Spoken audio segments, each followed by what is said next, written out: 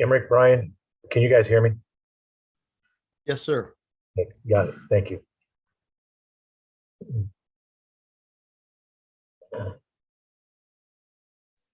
We can even see you at this point.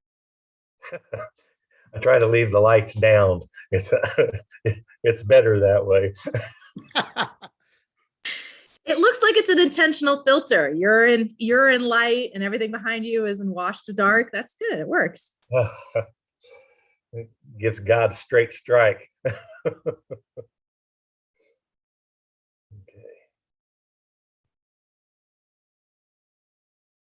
Okay, I see Commissioner Stites has joined us. I believe we have, is Andrew Davis joining us on this committee? I can't remember, but I know. Looks like he's here. Okay, great. He is here, Commissioner.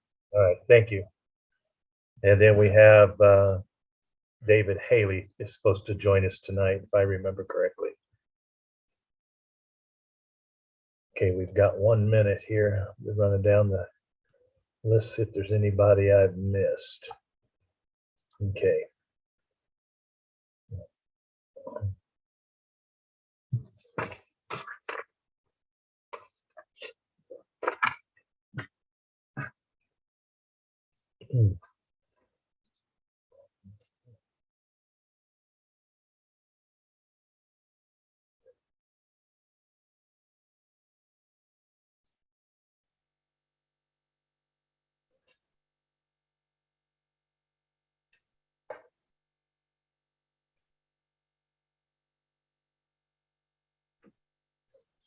Well, I have 5 o'clock, ladies and gentlemen, so let's go ahead and get started.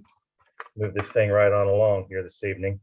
And I do want to welcome to the first meeting of the Economic Development Finance Standing Committee, newly elected Commissioner Andrew Davis and Commissioner Chuck Stites and BPU board member Senator David Haley joining us this evening. And we do have Commissioner McKiernan, Commissioner Burroughs, and Commissioner Townsend joining us this evening, along with multiple staff. So welcome, committee, to our first meeting of the 2022, January 3rd. So let's get started. Before I call the meeting to order, I want to announce that due to COVID-19, some committee members, staff, and public are attending remotely via Zoom as well as on site. All participants joining by phone should mute their phones when not speaking to avoid background noise. During the meeting, please make sure that you announce yourself by name and title every time you speak so that the public that is observing knows who is speaking. This is critical given the number of remote participants and is the current guidance from the Kansas Attorney General.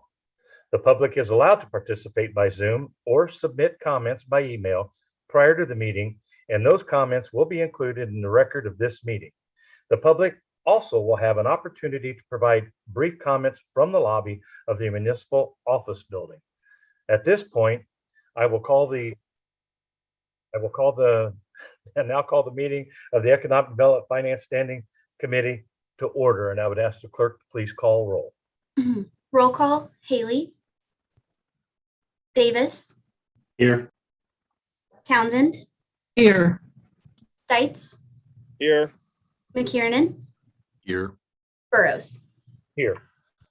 Thank you. Let's, we do have one revision to tonight's agenda. Ladies and gentlemen, if you'll look, committee members, if you will look at the removal of item number 2, that was the amendment to assignment and assumption and development agreement for the Homefield development project. That has been pulled from tonight's public agenda. So with that, we have move on to the minutes. We have no minutes to approve. So that takes us to our committee's agenda for this evening. We now have 2 items this evening. Item number 1 is the request for approval of budgetary authorization in the special grants fund for FEMA reimbursement expenses related to COVID-19.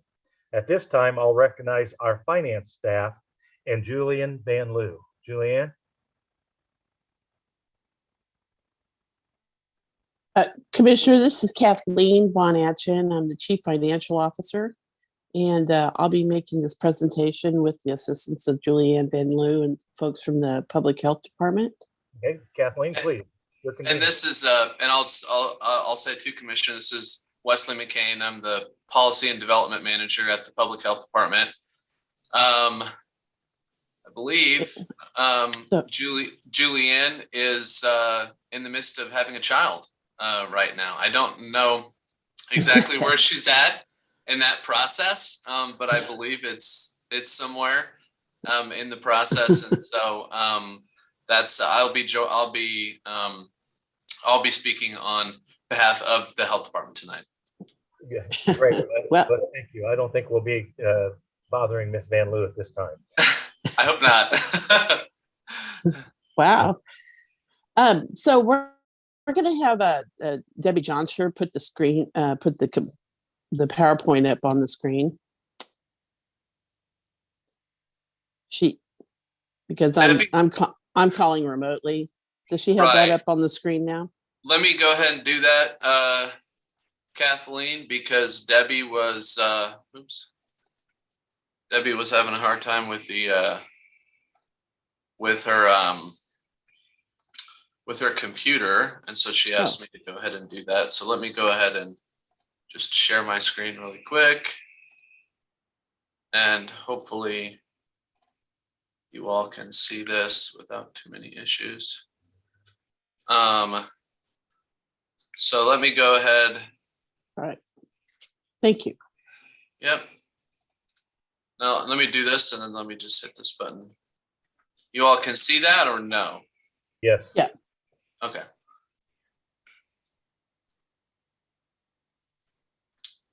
All right. Thank you so much, Commissioner Burroughs.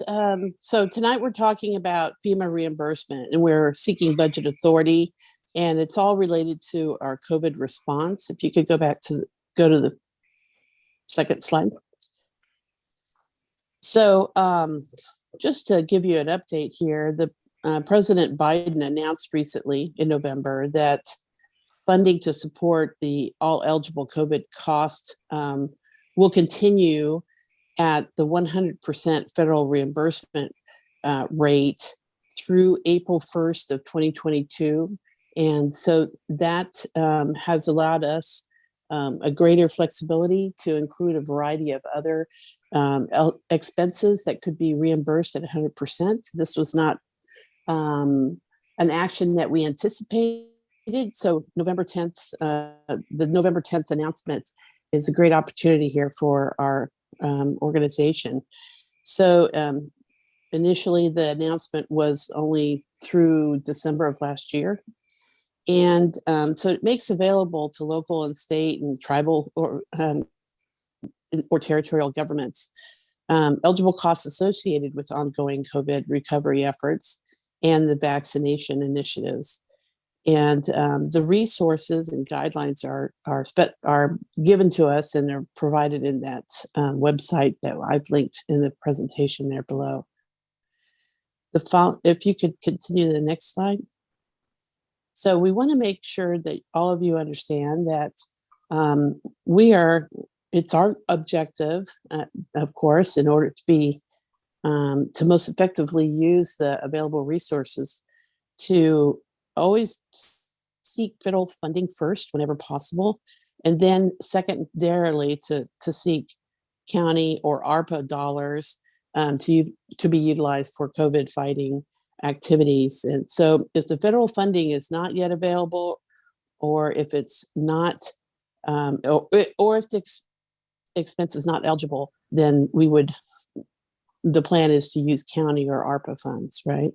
So every attempt is being made to reimburse local funding expenses through the FEMA Public Assistance Program. So tonight, and so I think that this would be a good slide for Wes to talk about, if you don't mind, Wes. Yeah, I'll just breeze through this. The commission has seen this slide many times, but one thing, these are some of the major cost drivers for our COVID expenses at the Public Health Department. And one thing I'll mention is that the only One of the reasons we're really excited about the federal government extending the FEMA reimbursement timeline until the end of March is, of these 6 cost categories, only contact tracing is not eligible for FEMA reimbursement. I don't know the reason for that, but testing, communications, community engagement, social services and support, not all of them, but some of them.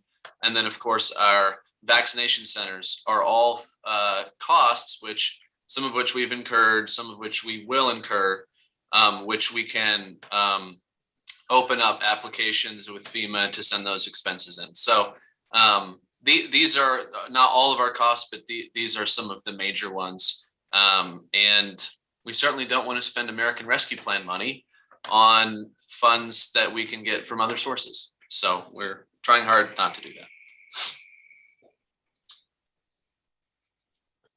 So tonight the reimbursement budget authority we're seeking totals $5.67 million.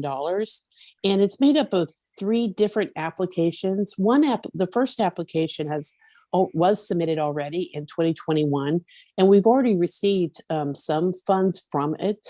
It's the second and third item that is an additional application that we will be submitting very soon, and we need the point of this agenda item is really we need the budget authority to spend the funds so that then we can later get reimbursed for them. So the funding source is the FEMA revenue source coming from them, and the expense would be those costs that are specifically eligible under the FEMA reimbursement program. So so let's go to that next slide. So the first slide talks about the application number 1. So last year, and of course, Wes knows all about this because he's been very involved in it. But the total was a combination of 2 things, and initially we already received, so the total was $4.1 million, but we've already received $2 million. And so and those were expenses that were incurred in the city general fund and then reimbursed with FEMA dollars at the amount of around $2 million there. And so the additional 2.1 million are expenses that are being expensed in the special grants fund. And that reimbursement has already been submitted to FEMA, and and they've approved most of those, or if not all of the expenses. It's just a matter of we're awaiting the receipt of that $2.1 million. Is that right? Yes, yes, and when we receive the 2.1, that funding, I believe, Kathleen, will be deposited into this account. That's right. And those costs are listed below in the small box below there, which is for COVID testing or COVID temp staffing at the vaccination sites, for site leadership, for security, for equipment and supplies to the vaccination center, and rent and utilities of the vaccination center, and for other COVID related communications. So now application number 2, we can go to that one. Application number 2 is planned to be submitted very soon. And I'm going to have Wes talk about this one. Yeah, so there are, and I'm really excited about this. There's 2 lines here. The first is a calculation of the amount of the Board of Commissioners allocated on August the 26th, about $6.9 million of American Rescue Plan funding to the Public Health Department. At that time, we did not know all of the things. We weren't as knowledgeable of the FEMA process, nor do we know that it would what could be spent, what costs all could be eligible and which ones could not. Nor did we know that the deadline would be extended until March. And so we asked for funding through the American Rescue Plan, which upon reviewing it, we see that that funding is actually eligible for FEMA reimbursement. And so we looked through that $6.9 million request and identified about $1.65 million that we don't want to spend American Rescue Plan dollars on. We would like to spend money from this special grants fund on. And so that's cost savings for our American Rescue Plan request, which is great. And you can see some of the expenses that we had asked for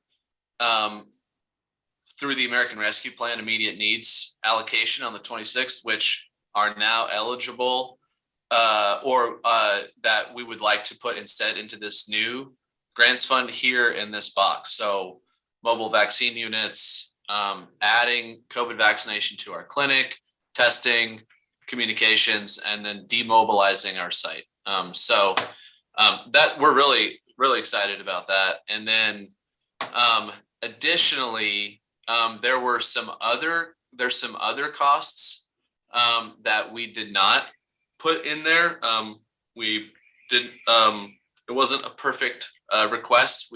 One thing we find is that we sometimes don't know all of our costs before they happen because the virus does what the virus will do and we have to respond. And so there was an additional about $900,000 that is going to that we're going to be charged in categories that we did not ask for funding for in the immediate needs request. And you can see operation of the Kmart mass vaccination site, additional mass comms, some testing, and then a project manager, which is also an eligible expense. So between those two, and we were anticipating putting those additional needs into a second ARPA request, which I think most of you have seen. But when we realized that they were eligible for FEMA, instead we took them out. And so these are some of these, because you can see that we started the budget timeline on December the 1st.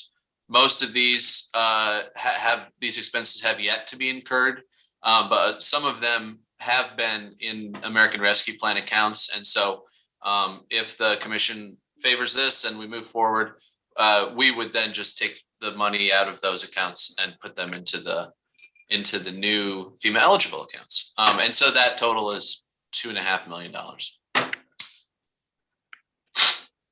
Next slide, Kathleen.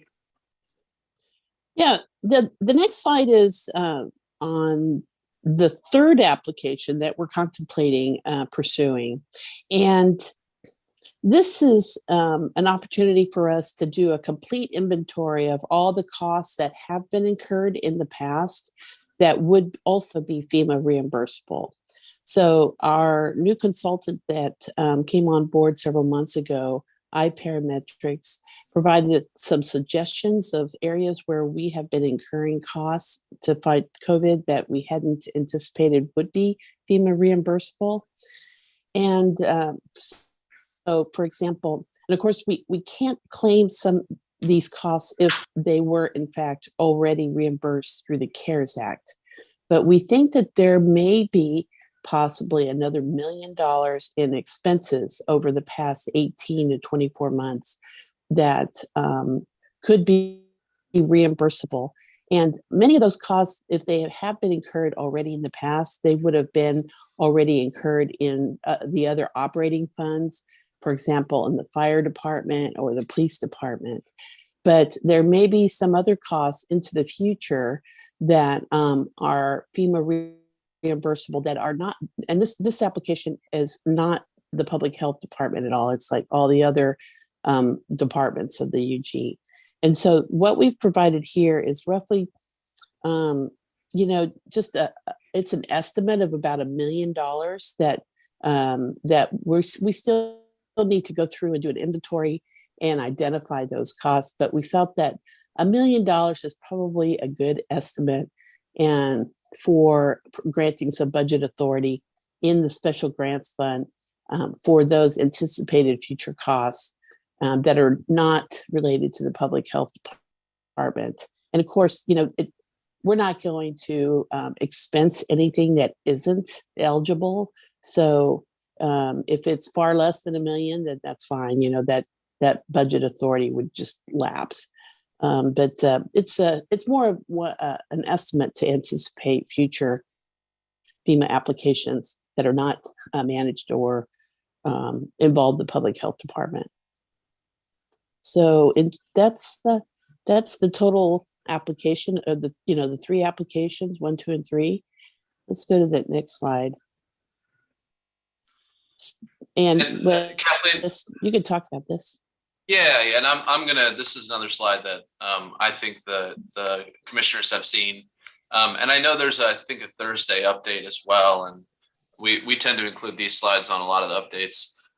Just some of our really the goals that guide our response.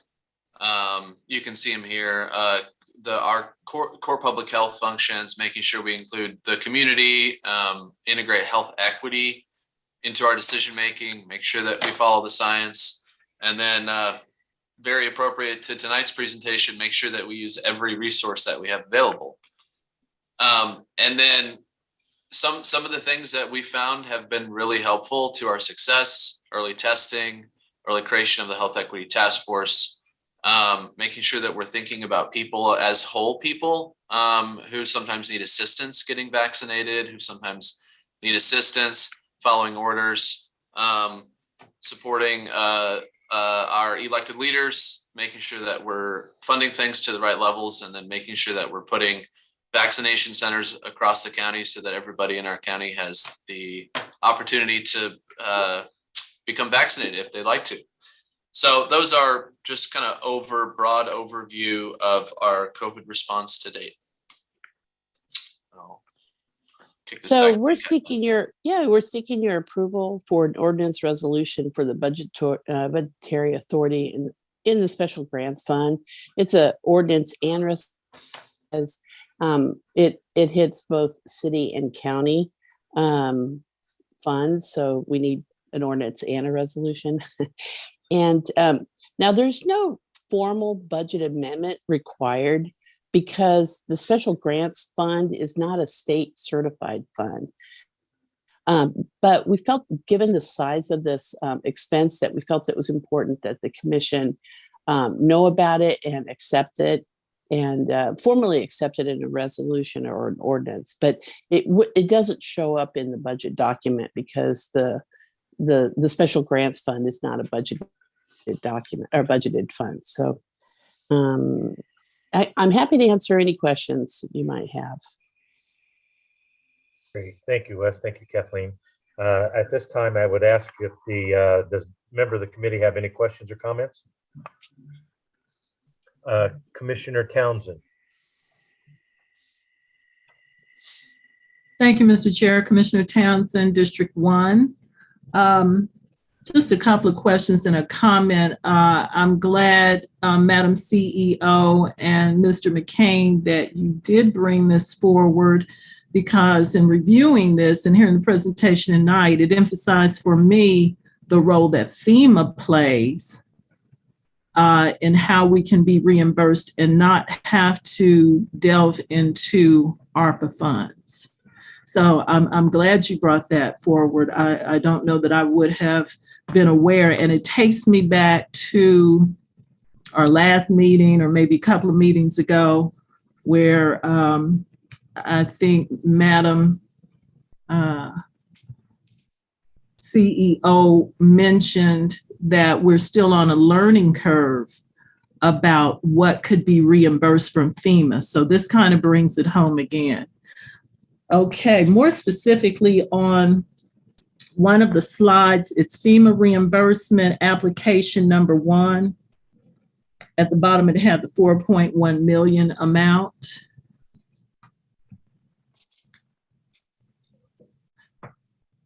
Yeah. Yeah, I think that's a typo at the very bottom that's bolded. That should be 4.1 now. No, Oh, that's not the, yeah.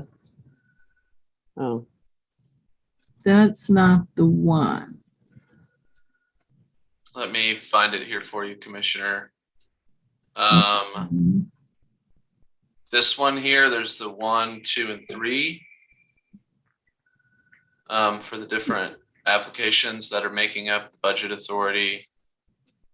And I think the rest of these slides are intro slides. So, Okay, well, in the packet, it showed 4.1 as the total special grants fund budget authority. Maybe that was an error. But my question really goes to some of the details below that line. Security. Well, and I find it on this one, so I'll just use it. The question I had was if you could explain more about what vaccination site leadership is comprised of, that item. oh yeah, of course. So we, at one point, we had 3 vaccination centers. One at the Best Buy location at 105th and Parallel. That one closed in June or July, I believe. I don't have that date in front of me.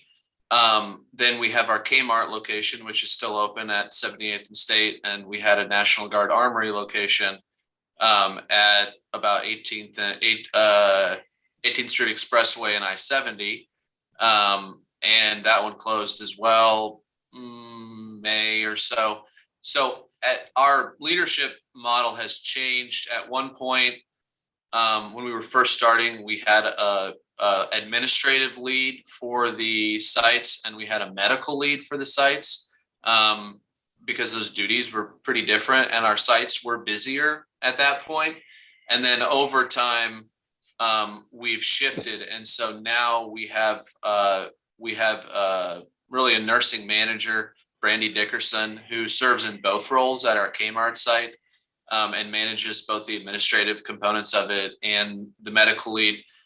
That's just something we learned over time as we got better at it. But those site leadership costs are really, we had 1 or 2 point people who were the commanders, if you will, of the actual sites. And then at one point, Bob Bennett was our overall vaccination lead, who really helped manage all of the sites. And he left us several months ago. But so that those are kind of the leadership who, if something goes wrong, or if the people who would huddle the team at the beginning of the day and huddle them at the end of the day to give instructions and then troubleshoot the items that need to be addressed in that.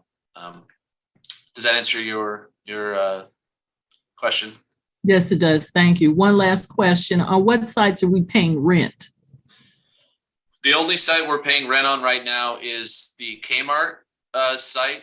We're not paying rent on the other ones. So we're at one point we paid rent on the Best Buy site, and we paid rent on the we still pay rent on the Kmart site. We never paid rent on the National Guard Armory site because they were kind enough to let us use that building for free. So right now we pay for the Kmart site, and just so you know, that rent payment is about $11,000 a month for that site.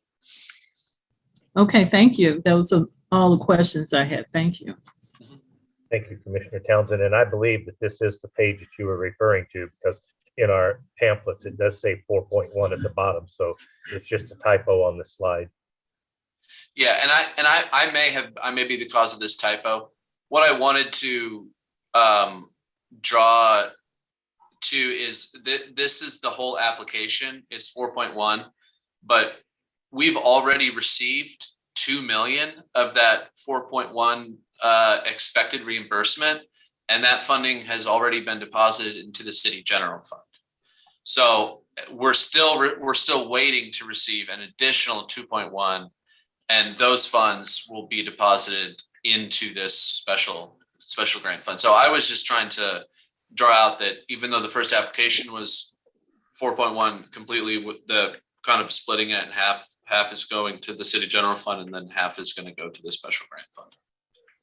So Wes, thank you. You brought up a fine point. Question I would have in reference to your comment that you say the 2 million went into the state or went into general fund, but did we utilize ARPA dollars initially, and we're just reimbursing ARPA funds, or did we not? No, Commissioner, the initial 2 million, those were expenses of the city general fund. Yeah, and that was an item that we brought forward to you, oh gosh, way back in the beginning of 2021, because there was where you all agreed to spend $2 million in available fund balance from 2020, the prior year, to help the public health department with expenses, because at that point we just really didn't know what was coming, what kind of additional money was coming. So that's where that 2 million came from. And those all were expensed in the city general fund. Great. So I get that goes back to my question. So we never did reimburse ourselves from the ARPA funding to the general fund. We're going to use the FEMA dollars to do that. That's right. That's right. And leave ARPA where it's at. That's right. Because ARPA wasn't even known at that point, because ARPA came in May. So, yeah. Thank you for that clarification. I do see Commissioner Davis. Yeah, Commissioner Andrew Davis, 8th District. I just had 2 questions here. The first one is, can you all give us just more information on what the special grant fund is? Just what is kind of the nature of that? And sure. My second question is, I guess for all of these different applications, are we also voting on what you all will do with the money once it has been reimbursed? Or is it for all 3 applications, the money will go back to where it came from, and then we will decide at a later time on what to do with that money that has been reimbursed? I hope that last question makes sense. Well, all right. So first off, the special grants fund is and we're calling it loosely the special grants fund. But in reality, it's a combination of a whole slew of grant funds. And when we do our financial reporting in the annual comprehensive financial report, we combine all of the grant funds into one, and we call it the special grants fund. Okay.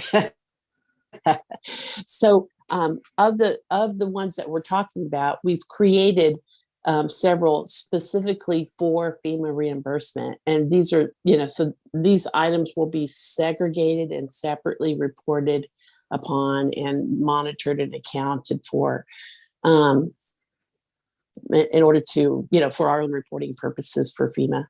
And so now the question you have, so the expenses are incurred, so they need a revenue to pay for them. And so when we get the reimbursement, it will be covering the expenses that were incurred. So there really isn't, extra dollars that you can then reallocate. And except for the fact that of the reimbursement number 2, if you go back to that first slide, or maybe you go back to the second slide or the next slide.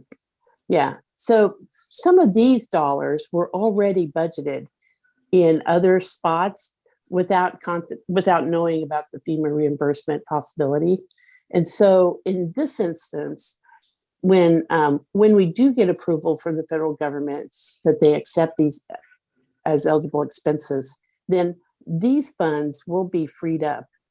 And and the funds that will be freed up are ARPA funds. And so I think we talked about that in an email. You had asked some questions, and I'm on vacation right now, so I didn't have all the specific dollar amounts in front of me when I responded to your email. But you can see here that these dollars, many of them, well, especially in this first top line, the 1.6 million, those funds were approved as part of the ARPA immediate needs. And if FEMA accepts these as eligible expenses, then we won't have to use ARPA funds to cover these costs. And so that will actually free up more ARPA funds that would be available for all of you to reallocate as part of the ARPA subcommittee. Yeah. Okay. Yeah. The application two was more specifically what I was going towards. So if we do get it, we will see that money reappear and we will have the authority to reallocate it as we see fit. Okay. Thank you. That's right. Yeah. You bet. And Kathleen, correct me if I'm wrong, I believe that reallocation would have to go for ARPA related expenses and not into the general fund. Oh yeah, absolutely. Yeah. So none of this has really, except for that first slide, none of this really has anything to do with the city or the county general fund. So Great. Yeah. Thank you. Committee, any other questions? I don't see any other hands. At this time, I would ask clerk if there were any comments received from the public. No comments were received. Thank you. The committee, this is an actionable item, so I would entertain a motion. McKiernan, District 2, move to approve as submitted. Townsend, District 1, second. Thank you, committee. We have a motion and a second. I would ask clerk, please call roll. Roll call, Haley.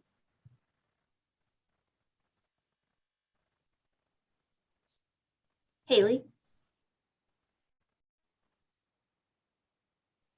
Davis. Aye. Hello? Hello? Hello? Yes, Haley.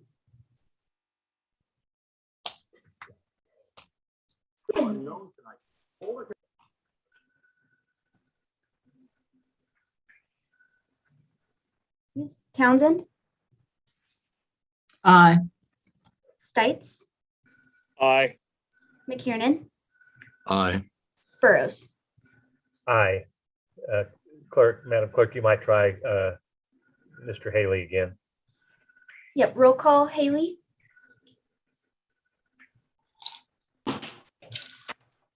Aye. Thank you. Great, committee. Thank you.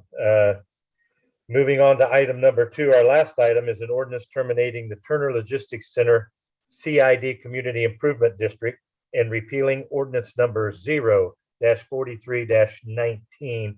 And I believe we have the privilege of Catherine Carter here to present this evening. Catherine? Thank you very much. Can everyone see my screen and hear me? Yes. Maybe doing a weird thing, but hopefully not. Okay.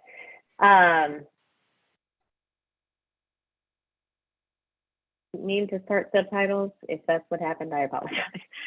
Anyway, so Catherine Carter. Oh man, why are there subtitles? Okay, I apologize. I clicked something weird. Okay, I am going to unshare and reshare really quickly. You'd think after doing this 500 times, you would know how to do it.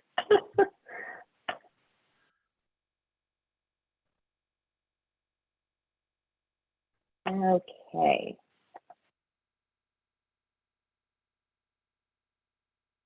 All right, how does that look? Great. Feel her pain. Okay, sorry about that. Let's take 2. Catherine Carter, Director of Economic Development. Today I've got some really, I think, very good news, something to celebrate. This was, and I'll kind of give some context for those new to the committee. The Turner Logistics Center out at I-70 and College. This is a very significant logistics center. We put this in place. There we go. Kind of the first piece of this was to have the Turner Diagonal interchange completely redone. As you can see what it looks like today with this kind of overlay. And then you have kind of the old ramps as kind of a reminder. what those look like. And there was all this land, particularly to the northeast, that had been kind of stuck because you couldn't reach it due to the ramps from I-70. After a number, and this is a nutshell of what was a very long process, but after a number of federal grant applications, the unified government, KDOT, and KTA, as well as North Point, the proposed developer, were awarded just under $14 million for this interchange. Now, in addition to that federal funding, there was a requirement for KDOT as well as the UG to provide funding. So the way that we structured the industrial revenue bond for this was to ensure that that we would be paid back for that upfront investment. That was our portion of the funds to get this interchange done. So all of which is to say, we wanted to ensure that at a very minimum, an absolute minimum, the unified government would get reimbursed $8 million from this, from the Turner Logistics, as that was the unified government's upfront cost for the interchange. To do that, we determined through a financial study that they needed to, at a minimum, build 1 million square feet. So we figured if they built 1 million square feet by January 1st, 2025, that would, over those 10 years, and with the payment in lieu of taxes schedule that we had put, that actually is every year they have to pay, it's a accelerating a schedule, and if anyone's interested, we can get into that. But you know, at a minimum, they needed to build 1 million square feet, again, by 2025. I am thrilled to say that they have exceeded that by 4 years. So they have just been on a building tear. So they have built buildings 1, 2, and 3, shown here, that equals just over 1.3 million square feet. And they have building permits and are getting started on buildings 4 and 5. So by this January, 2025, they will have had, will probably be at 2 million square feet by then, at least, I would think. So they are well in advance of what we kind of had deemed the worst case scenario. And what we did in the development agreement, is to really look at this as, again, at a minimum, goal is to get paid back our costs for the public infrastructure. And so to do that, if they did not build 1 million square feet, then at the time that we approved the industrial revenue bond and the development agreement, we also had a CID that would automatically kick in 2025, that would then pay us back. So it would be basically an additional property tax. There's a number of ways you can use CIDs. So that would be an additional property tax that, again, would be a way for us to get paid back. But the fact that they are so ahead of schedule and met their minimum construction so quickly, we will not only get paid back our $8 million, but far, far more. And there is no need for that kind of backstop that was the CID. So today I am requesting, that's what it looks like today. Well, more snow probably actually today, but so I'm requesting that we terminate the CID, as there is no use for it, as we do not need that backstop, as they will have more than paid us back, and we're in a really great position. And this is one of those projects that has exceeded all expectation and timeline. So we really credit North Point with being a great partner on this and getting things building as quickly as possible. And we will certainly see a lot of great dividends because of that. Thank you, Catherine. Committee, any questions?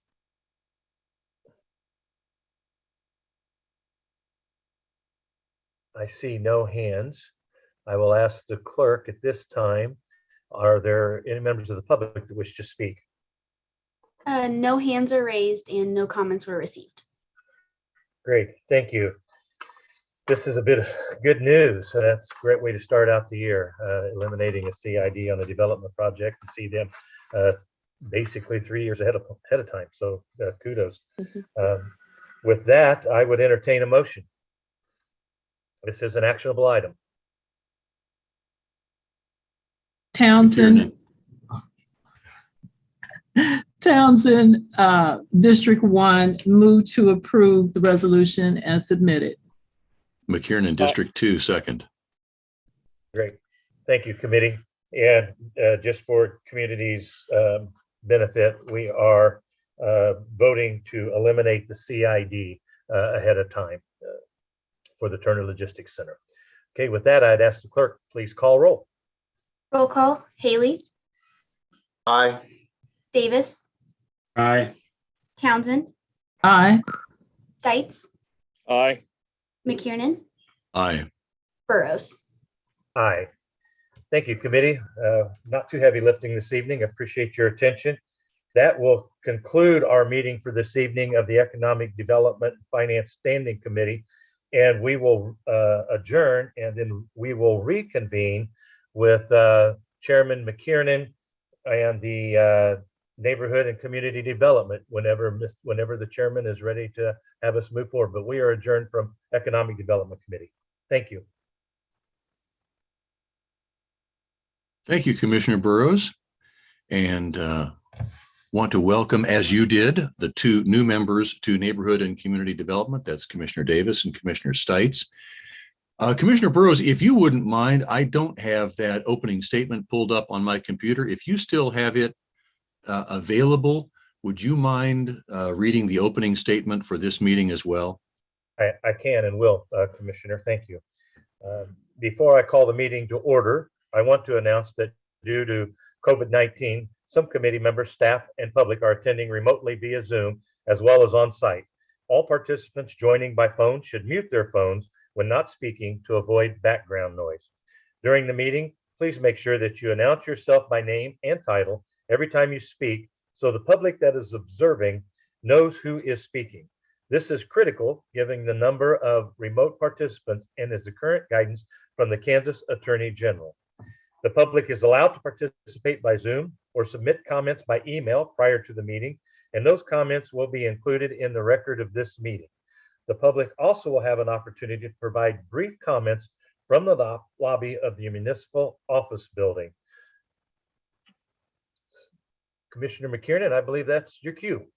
Thank you so much. With that, we will convene this meeting of the Neighborhood and Community Development Standing Committee. I'll ask the clerk to please call the roll. Roll call, Stites, Aye. Davis, Here. Townsend, Here. Burroughs, Here. McKiernan. Here. Thank you so much. I'm not aware of any revisions to this agenda after it was originally published. So we'll move on to approval of our standing committee minutes from October 11th, our meeting of October 11th. And Commissioners Davis and Stites were not present for that meeting. We're not members of the committee for that meeting. And so from the remaining members, I would ask if there's a motion to approve those minutes as submitted. Townsend, District 1, move to approve the minutes as submitted. Commissioner Burrow, second. Thank you so much.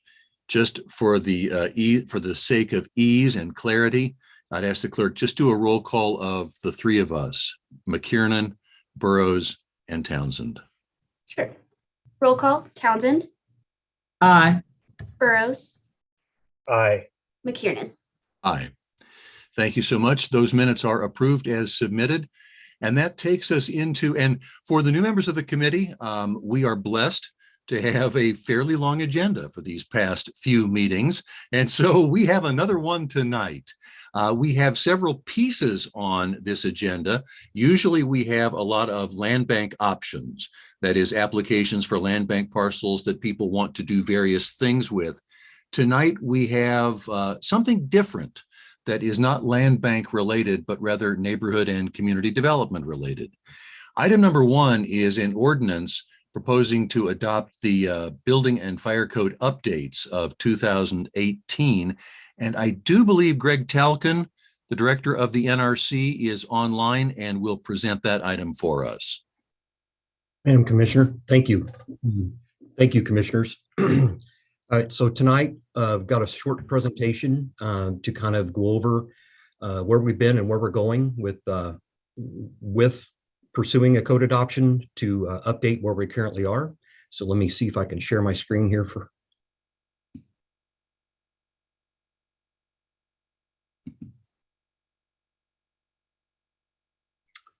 Okay, can everybody see my screen? We can, thank you. All right. So once again, I'm Greg Talcon, I'm the director of the Neighborhood Resource Center. And tonight, this is for information only.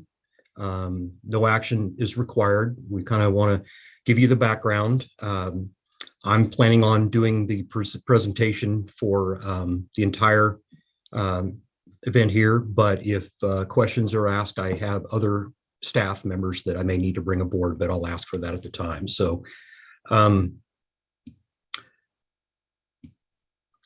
the current codes versus the codes being proposed. The most recent building codes that we have adopted as the UG in the city of Kansas City, Kansas, occurred in 2016 when we adopted the 2012 I codes and the 2009 International Energy Code. The International Code Council, which would be ICC, a developer and publisher of model codes, is on a 3-year update cycle. The UG KCK has opted in the past to adopt international codes or I codes every other cycle, which equates to every 6 years. The 2018 suite of building codes is the next round in the 6-year cycle. These codes are identified as follows. Looking at the 2018 International Building Code, 28 International Residential Code, the 28 International Existing Building Code, the 2018 International Mechanical Code, the 2018 International Energy Conservation Code, the 2018 Uniform Plumbing Code, 2017 NFPA 70, which is the National Electric Code, the 2018 International Property Maintenance Code, 28 International Fire Code, and the 2018 Life Safety Code, which is another NFPA product.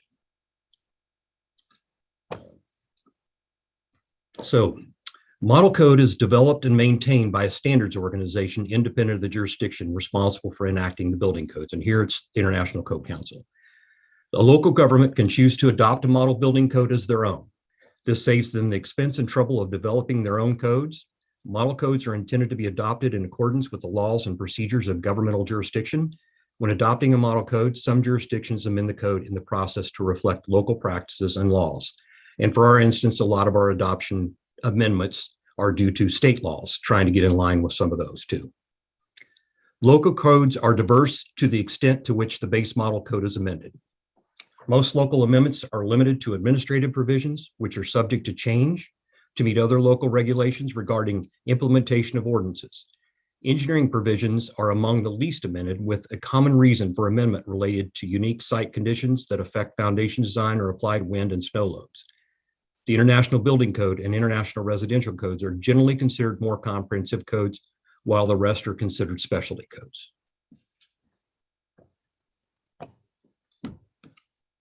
The importance of the ICC and code adoption. Updated codes promote safe, resilient, and efficient and cost-effective construction.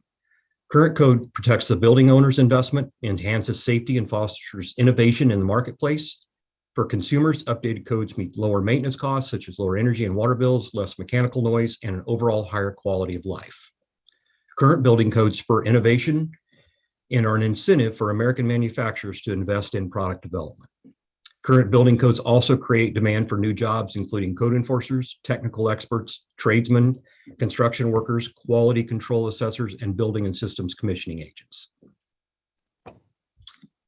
Now, what we're proposing here, we believe, are in line with the strategic commission goals. We want to achieve comprehensive and equitable code compliance.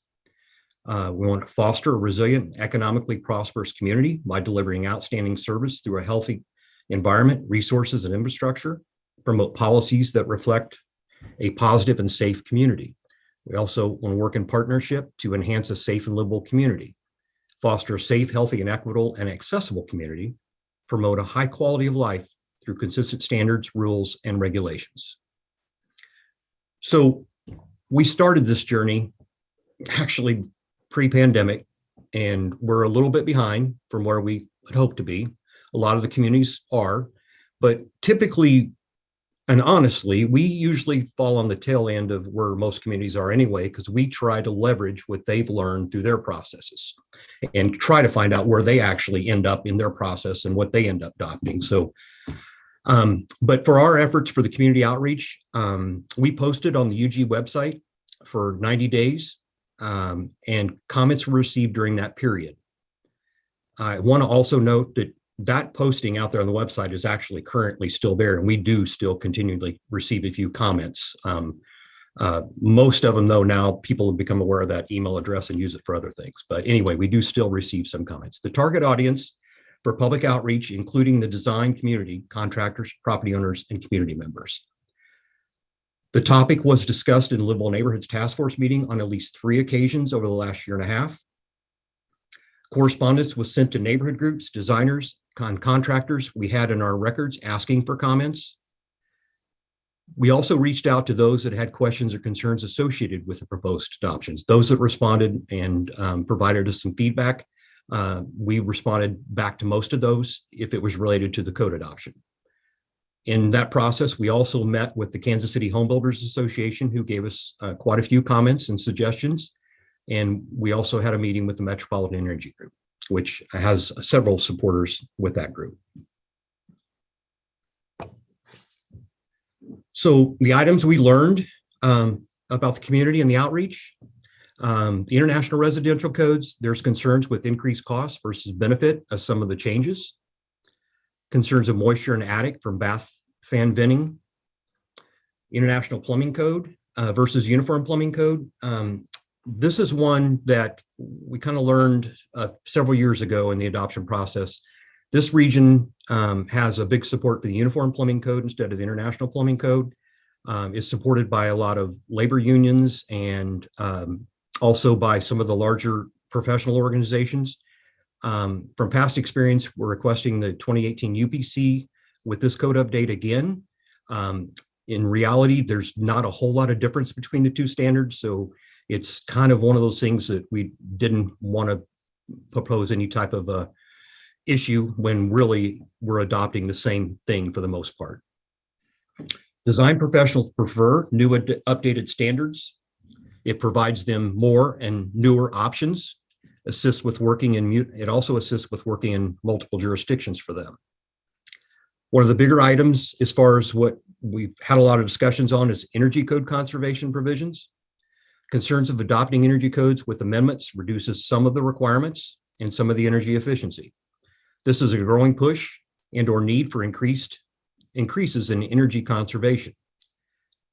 Can be a significant upfront construction cost for many of the new energy codes. Proposing some amendments in line with other jurisdictions in the metro area to balance the construction cost versus energy conservation.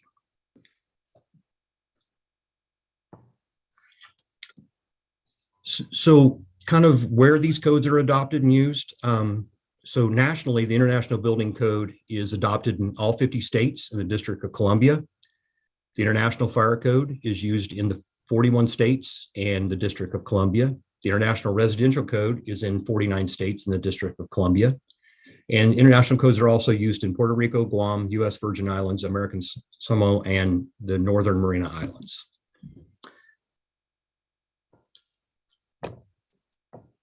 But what about locally? So in the local region, this chart here, the very first line shows where we're currently at, KCK current, shows the 2012 codes with the 2011 National Electric Code and the 2009 Energy Code adopted.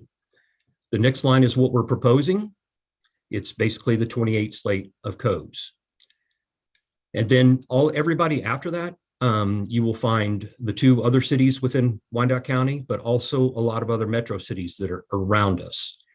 You will see the majority of those counties and cities are in line with what we're proposing.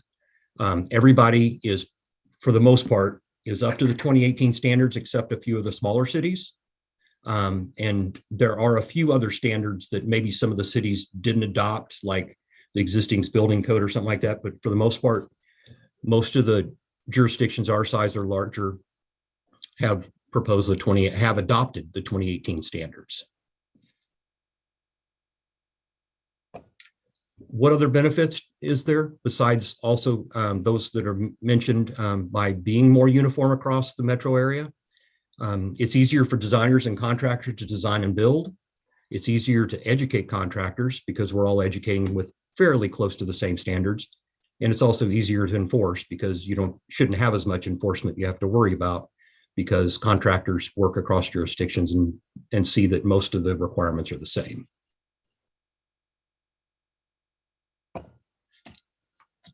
Community benefits and considerations.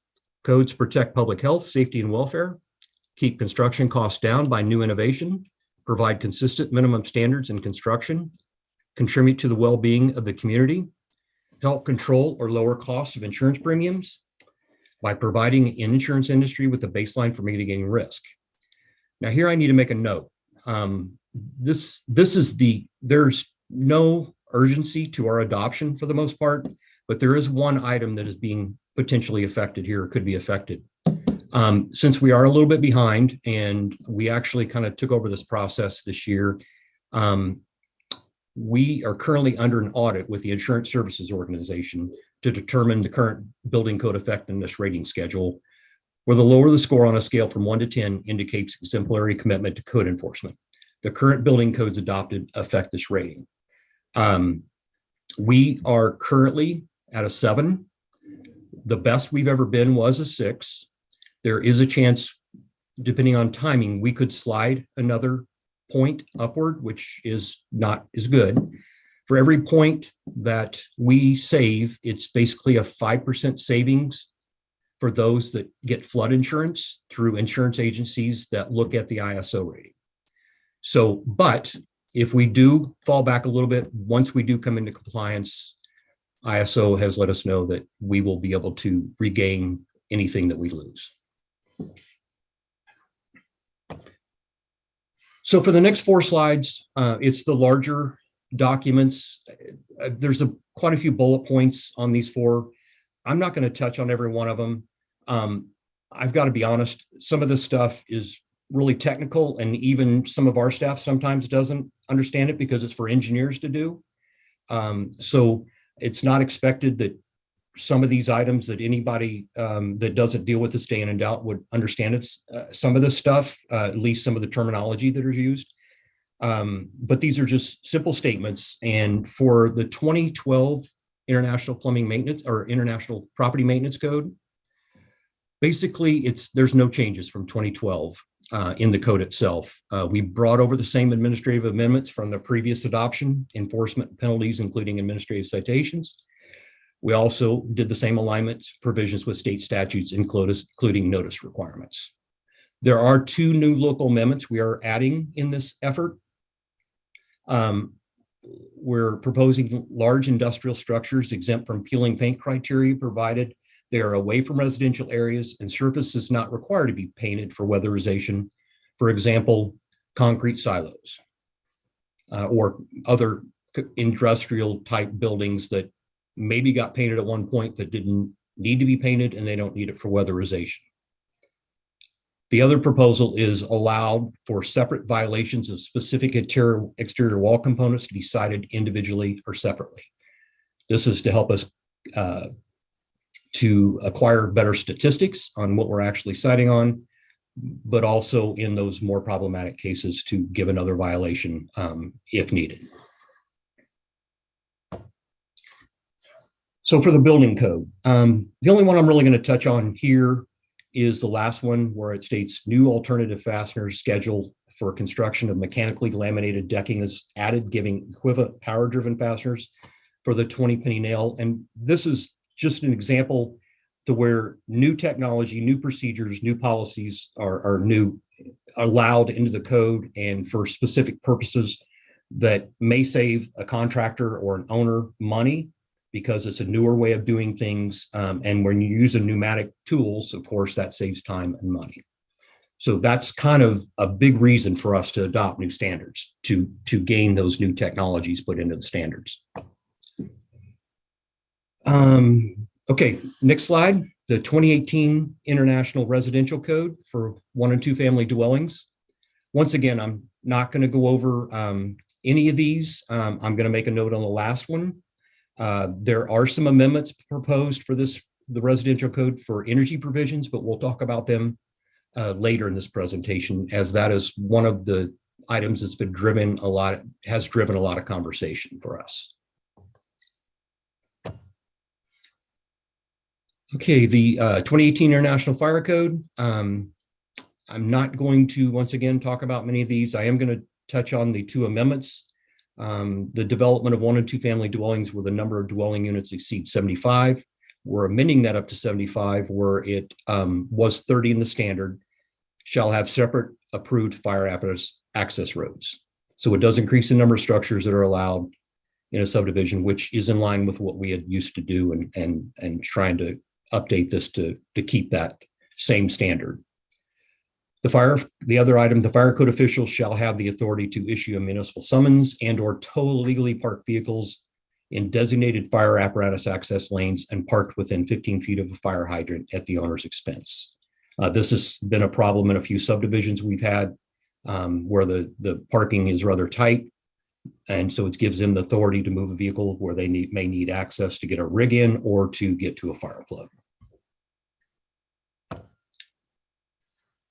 Okay, so the 2018 International Energy Conservation Code, and so I'm going to combine this code with the residential code and just refer to it as one code, the residential portion, the energy portion of the residential code, sorry, as basically the International Energy Conservation Code. So we're not amending in the energy code any of the commercial provisions. We're going with it as wrote. But we did propose some residential energy section amendments, and these amendments are in line with those amendments that a majority of the other jurisdictions in our metro area have proposed and adopted already. So we've amended some of the insulation and fenestration tables, which we've lowered some of the fenestration requirements and insulation requirements on a residential 1 and 2 family, the wall insulation requirements.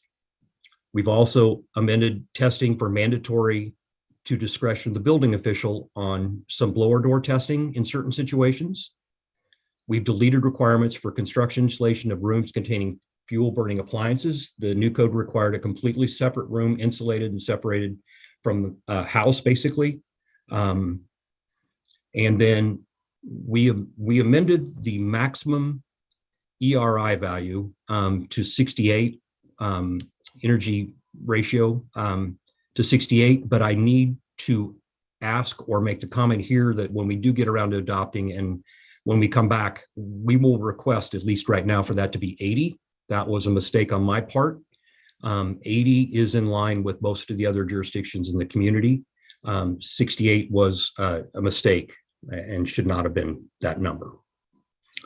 So once again, these are not really anything out of line with the other jurisdictions. And so with this chart, I want to make 2 points. First of all, to show that we're kind of in line, because these are actually a lot of the energy factors and sections in the code. So the first line is what the 2018 standards actually are required. And then the next line item is actually where we're at currently without the adoption under the 2009.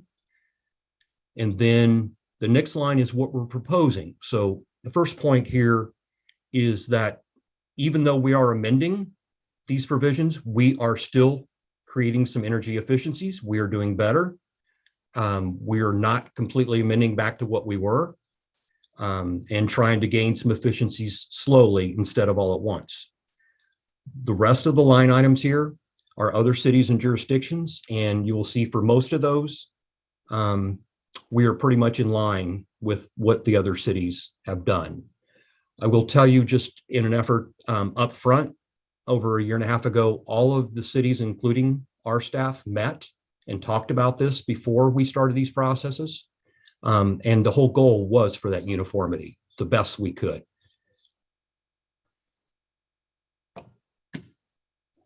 So I'm going to end with the slides. This is not for action tonight. It's only for information. But once we get to the point for approval and adoption, the plan would be for new codes and old codes would be allowed to be used for a period of 180 days after the approval of the governing body and required publications are met. So it gives a 6-month transition. Once we do bring this back to you and get this approved, they can submit under either code standard. If a project has already been submitted for review, it will be allowed to stay with that code set originally submitted under. If the project becomes stagnant for a period requiring resubmittal, then the new project may have to be submitted under the codes in place at the time of resubmittal. So with that, I know I ran through that very quickly. I'm going to end that, and if there's any questions or comment, we encourage those. We want to get feedback in the direction we need to go with this. Thank you, Mr. Talkin. Appreciate the presentation. This is quite a bit of information, so I am glad that it's not for consideration tonight, but rather opening the discussion. So I'd ask if any member of the committee has questions or comments for Mr. Talkin on this item.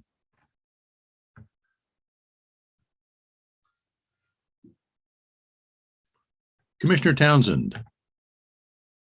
Thank you, Mr. Chair. Commissioner Townsend, District 1. Good evening, Mr. Talk, and Happy New Year. Same to you.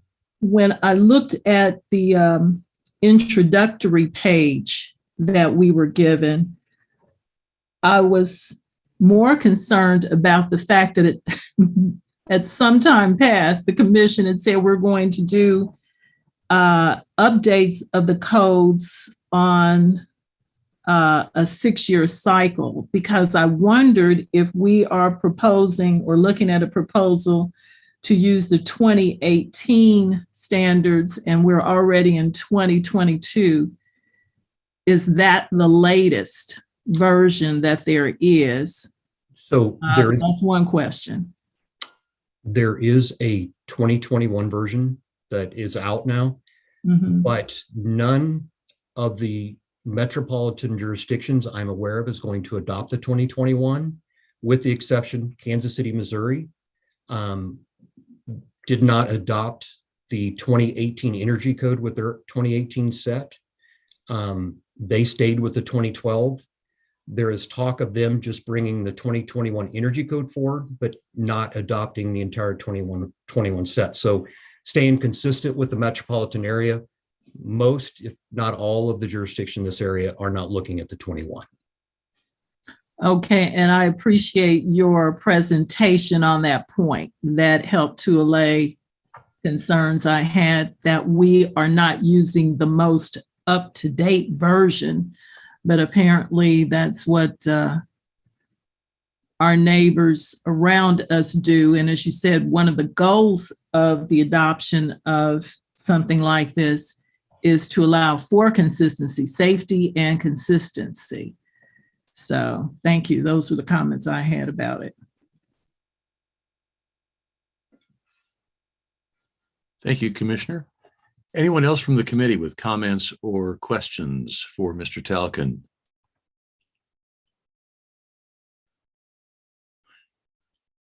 I would ask the clerk if, actually, you know what, I am going to, there is someone over in the attendees list who I believe would like to offer some public comment on this particular item. And so if the clerk can work with me, I believe Emily Wolf has raised her hand and has asked the opportunity to address the committee.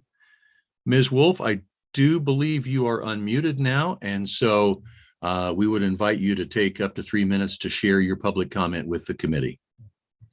All right, thank you. Can you all hear me? We can.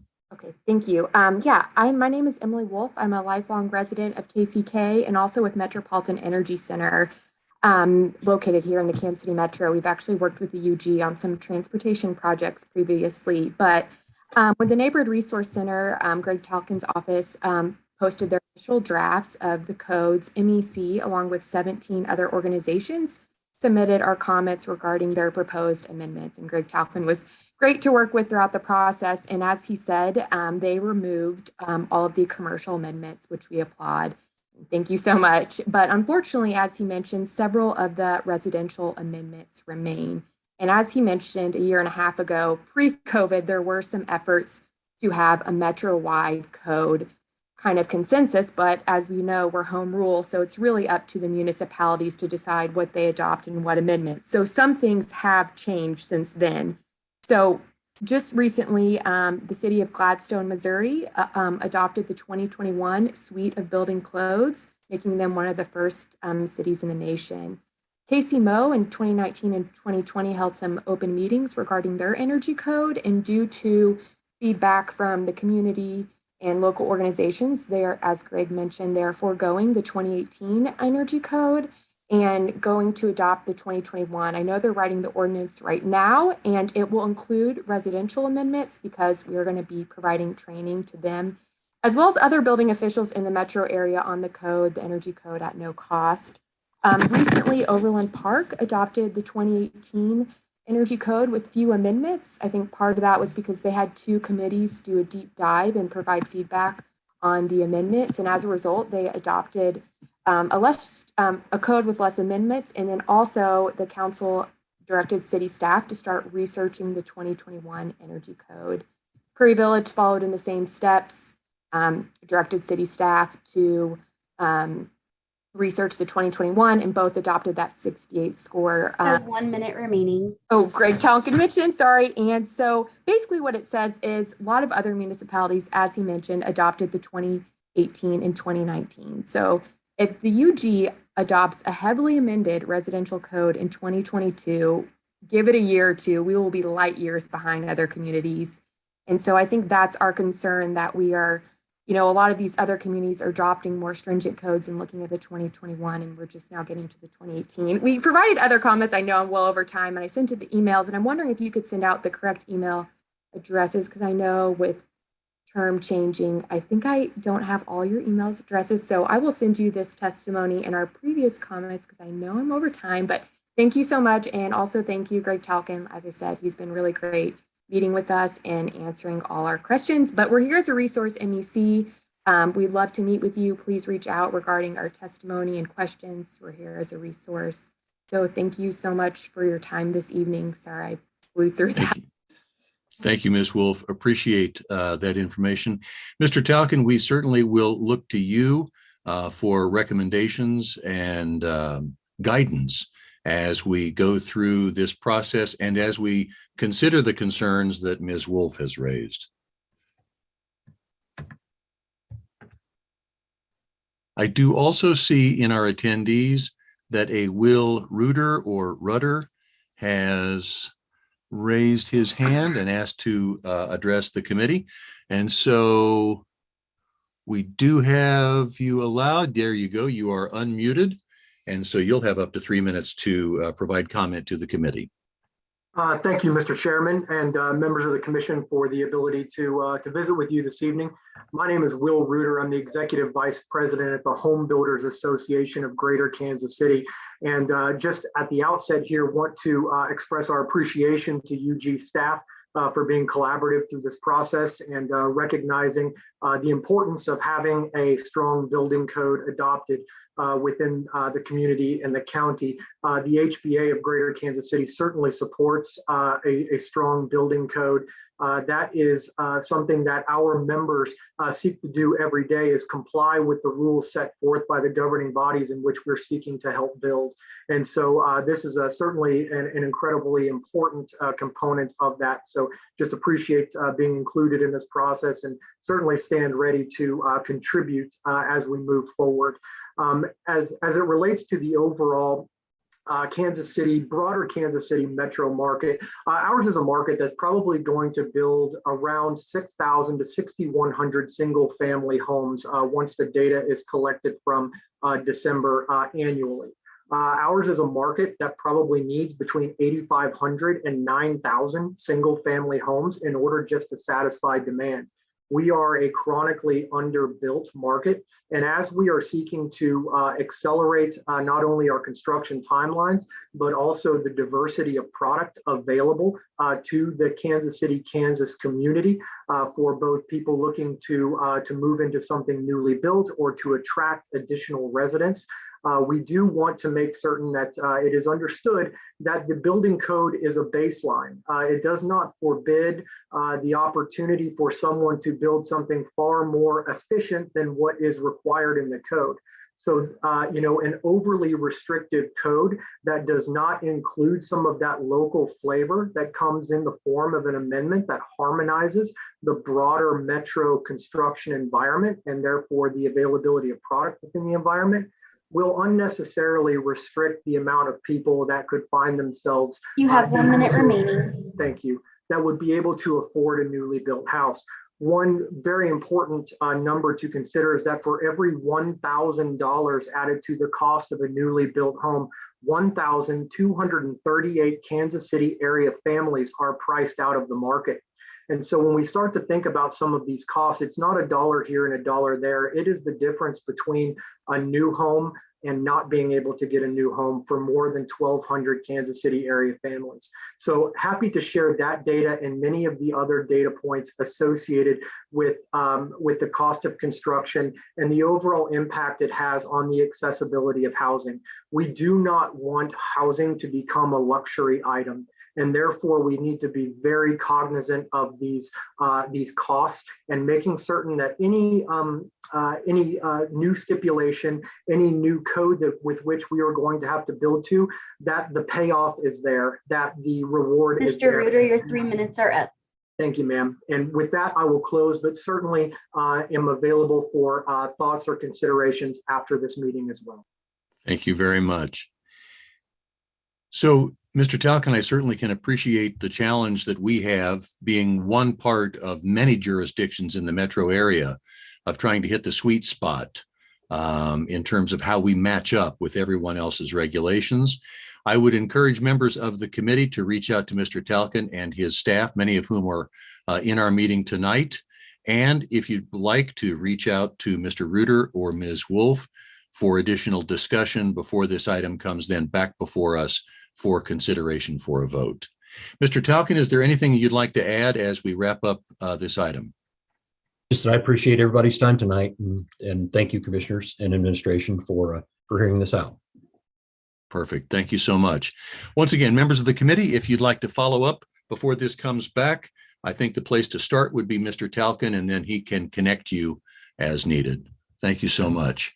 That's the end of item number 1, which was for information only. Now for the new members of the committee, that takes us into our land bank sections. And this for many months has been the bulk of our agenda for this committee. We do have 3 different land bank items. The first is an update on the land bank. And I'm going to introduce you, if you haven't already met, to Catherine Carter, who is our Director of Economic Development, and to Judd Knapp, who is our Interim Director of the Land Bank. And I think they're going to team up and give us an update on where the land bank is as we head into 2022. Great, thank you so much, Commissioner. Catherine Carter, Director of Economic Development. We are going to start off, as Commissioner McKiernan mentioned, with an update of kind of what happened, just kind of a quick snapshot of what happened in the last year. We really kind of took the last year and went through a full kind of revamp of the land bank process. The kind of most kind of significant thing that we did was previously, if someone came to us and said, hey, I want to build something, want to build a house, we would say, fantastic, we love it. Here's a piece of, here's the ground, here's the deed, good luck, we'd love to see it. What we learned quickly is that, well, first of all, I'll take a quick step back. Those kind of requests were coming in at a very small trickle. So there were very few of these type of requests. This has not been, historically we've just been increasing every tax sale, primarily vacant lots. I'll get into our lots of structures on them, but primarily vacant lots for many, many years. And there was not really a market for someone to build a new home. So when those did come in, we said, fantastic, here's the deed to the property. But what we learned very quickly was that a lot of these lots have challenges. And even if someone really, really wants to build a home there, once they get into it and recognize any number of things, some frequent obstacles were the previous home that had sat there was just demolished, basically into the basement, and then a little sprinkling of dirt was put on top, and we called it good. By demolishing homes in that way for so long, we did that until about 2000 when the rules were changed, means that's another $10,000 or so of remediation. There's lead paint, there's asbestos, that has to be dug out. And a lot of times in these kind of projects, an extra $10,000, I mean, that just makes it not possible. Other type of things that we learned when a sewer is too deep, or the water or the sewer was not shut off correctly, then these are things that lead to really significant charges. So we recognize there was starting, due to our rehab program, which I'll get into in a second, there was starting to be a market for infill homes. Mr. Knapp came on as our interim land bank manager, soon to be our permanent land bank manager, which is very exciting, and recognized that this was not the best way to do this. So what we did at that point was put in this option program. So what we do now is someone comes in with interest in building something, whether it be single family home, multifamily home, commercial, etc. They come in, fill an application, and say, this is what I want to do, what I want to build, how much it's going to cost. Here's my plan, and we bring that in front of this committee and say, here's the plan. We would like to give them 12 months basically to do their due diligence. This way they have site control, so they can go to a bank, they can go to an architect, get all of that done. We say, yes, by all means, if you need to do some geotech work on the, need to see if there was a home that was just demolished into the basement, please go ahead and do that. Check all those things so that we know, within the year, when you come back to us and prove to us, you show that you have full architectural drawings, you have your building permit, you have your financing in place. Once you can check all those boxes so that we know that project is moving forward and all that other due diligence has been satisfied, then and only then do we transfer the property. So again, our goal is to get homes and other structures built.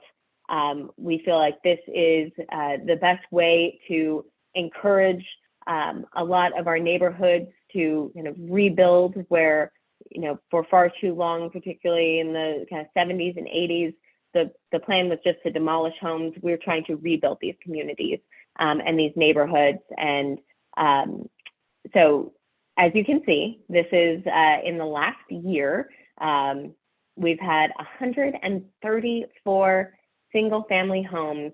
So these are people with a couple exceptions, but for the most part, these are folks that live in the communities, are small town developers, maybe actually a significant number actually started off in our rehab program and started rehabbing land bank homes, and started getting together with other rehabbers and creating a space where they would partner, and now they're interested in building homes from scratch, which is really exciting and always what we had hoped to have happen.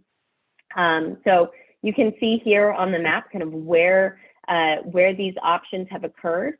Now, I will say these on this current map right here that you see are all just options. So this is, any time between this month and the end of next year, their due diligence period will expire. And we hope that a large majority of these will materialize into new homes, into new commercial buildings, etc. We recognize that will not happen for all of them, but we've already had a number of situations that it's kind of worked out exactly as we had wanted, where someone had come forward, we went through the standing committee process, they got their option, they started looking at the ground and doing their due diligence, and maybe there were sewer issues, maybe there was a number of different obstacles, and they said, oof, we are not going to want to build on this property. And we said, fantastic, no harm. Now we know more about the property, so that's positive, and we will help you find another land bank home or land bank lot to make your dream home reality. So no deed exchanging, no one had to sue anyone to get property back. So all really beneficial. In that time of the properties that we just saw, so these are all have exceeded, but they have not had to go do their entire year, but instead have started building sooner. And so we already have completed options. That these are properties where construction has started. We have deeded over the building, the property, because they have the approved building permits, the planning approval, their cost estimates, and their proof of funds. So as you can see, we have 8 single-family homes and 1 garage. So just these 8 is an increase in appraised value of $1.5 million. As you could see with the last slide, if all of those came to fruition, it would be, I believe that was $35 million in appraised value. So this is, it's really significant, especially when you consider each vacant lot. On average, we're getting about $50 from, in terms of potential property taxes.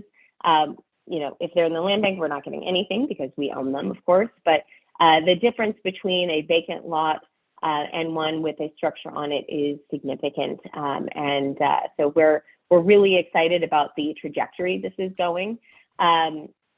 If you remember that last slide where the vast majority of those dots were, oh, thank you, Judd. So you can see the vast majority are east of 635, and even more so east of 635 and north of I-70. If you can go to the next slide, historically, and then one more. Thank you. Historically, this is kind of the single-family home permits, kind of a graph there where you can see where we have had new homes built in the past. As you can see with that map, the vast majority are in the Piper area, which is lovely. There's lots of space there. But there's, when it comes to trying to focus on infill, and really, again, trying to work on, rebuilding communities where there has been historic disinvestment, it really is our focus and our desire to focus on the east of 635. And as you can see, that is the direction that we are going with the land bank homes. So again, probably not all 134 will move forward, but we do anticipate that a majority of those hopefully will. And when you look at what the single family home permits for the entire county, what those have looked like in the past, last year was 127. if the majority of these 134 move forward, that will be on par with what has been built in the entire county in past years. So it's really exciting. We're really happy with the direction that this is going. We know that there are more improvements to be made, and that this is an ever evolving process. But we are excited with this direction and think that it's been really positive. I do want to quickly mention our rehab program. Before that, here are some of those 8 that are already under construction. Judd went around and took some great pictures. So you can see that we've got everything from foundations to actually a couple homes that are just about done. So again, this is really exciting. Judd will mention this in a bit, but we are anticipating that the first one will be absolutely completed with their occupancy permit and everything here in about a month. And we'd like to really make a big deal of that. So you all receive a little invitation to some ribbon cutting and things that we're working on. But it's a big deal, and we're excited with how this is going. Now with the rehab program, this is not just 1 year. This is the entirety of our rehab program. So just over 4 years of work. And this was really the program that was needed to make it so that there was a market. One of our biggest issues has been in this county, particularly your areas in where there had been historic disinvestment, is that properties were not appraising for what they should be. And if you cannot, banks look at comparables, so their comps, within a mile. And if you want to get a new roof and fix up your home, but need a loan to do so, and the bank looks at the comparables and it says, sorry, there's not a home that's worth more than whatever $30,000 or $40,000. That's not a good plan for the bank. What we have done is tried to save every possible home that does come to us through the tax sale. Most of these homes have been vacant for years. These are not homes where someone is currently living. And you'll see some before and after pictures, which will make that abundantly clear. And what we have been able to do, again, over the course of a few years, is slowly create it so there are those comparables. So these are taking homes that, again, have been vacant for years, maybe were appraised for about $10,000 to $20,000. We have a stable of rehabbers who bid on, we do open houses, they come in, they look at the homes, they put in their own money, and at the end of the day, we deed over the property, and then they are able to sell it. We have seen not uncommon for a home to sell for over $100,000, and that is really creating a market. And so it, again, has taken some time, but again, what we've seen, we've had 75 rehabs completed. So when you're looking at kind of that 1 mile comparable for those banks, we've got lots of options now for them, to kind of prove that, no, this home is worth a lot more money than that bank considers it to be, and let us prove to you and let us fix it up. So we've got another 38 that are actively being rehabbed. And we have been down to less than 5 for the last 2 years almost, or 1.5 years probably, which again shows that this plan has been working. So instead, what we're seeing are, instead of rehabbers waiting until they come to the land bank, they are going privately to folks and saying, hey, can I buy your home? That could be a private sale, or they're buying them directly from the tax sale, again, before they get to us, which is a win-win. They get all their property, past property taxes, liens and stuff all paid off. So we're it's a bit of a bummer sometimes not to have any homes or any structures in the land bank, but then we remind ourselves that this is exactly what we've been striving to do. So I think we've got some before and after photos. Here's a great one. These are all just very recently rehabbed. So you can see a home that was not even $6,000, and look at it now. Again, another just $5,000 home, and today I don't know what the sale price is going to be, but I anticipate that it will be north of $100,000, which is pretty significant.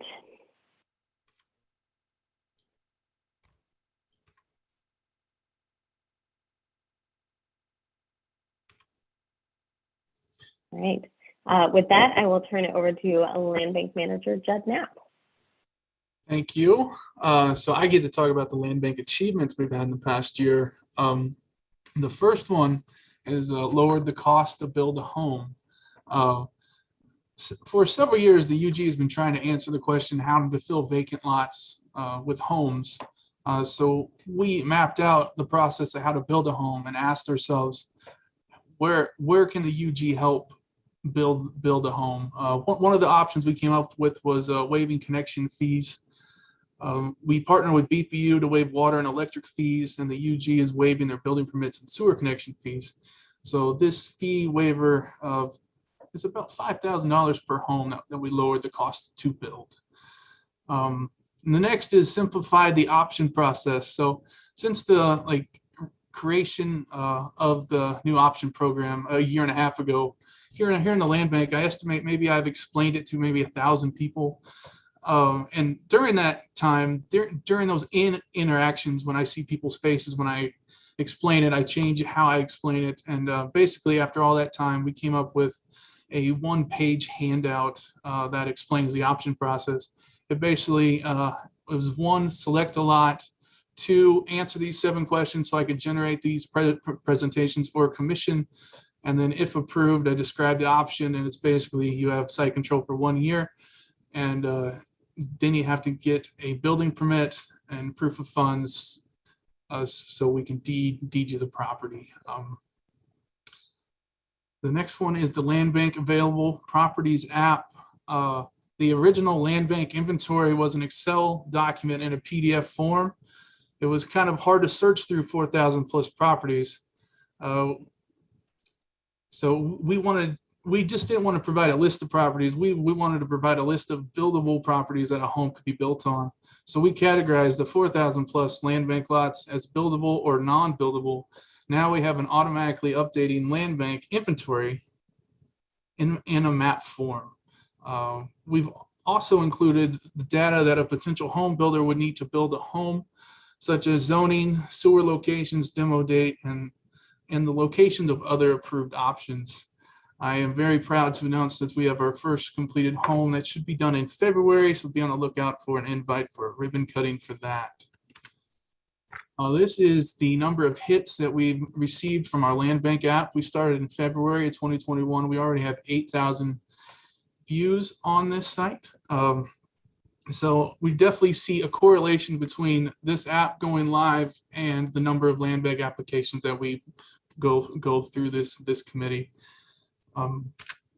And to build on, so this is our future enhancement. So to build on that land bank app, I'm definitely going to enhance our land bank website, not just to make it not where land bank lots are, but to make just to help people on how to build homes on land bank lots or any lots for that matter.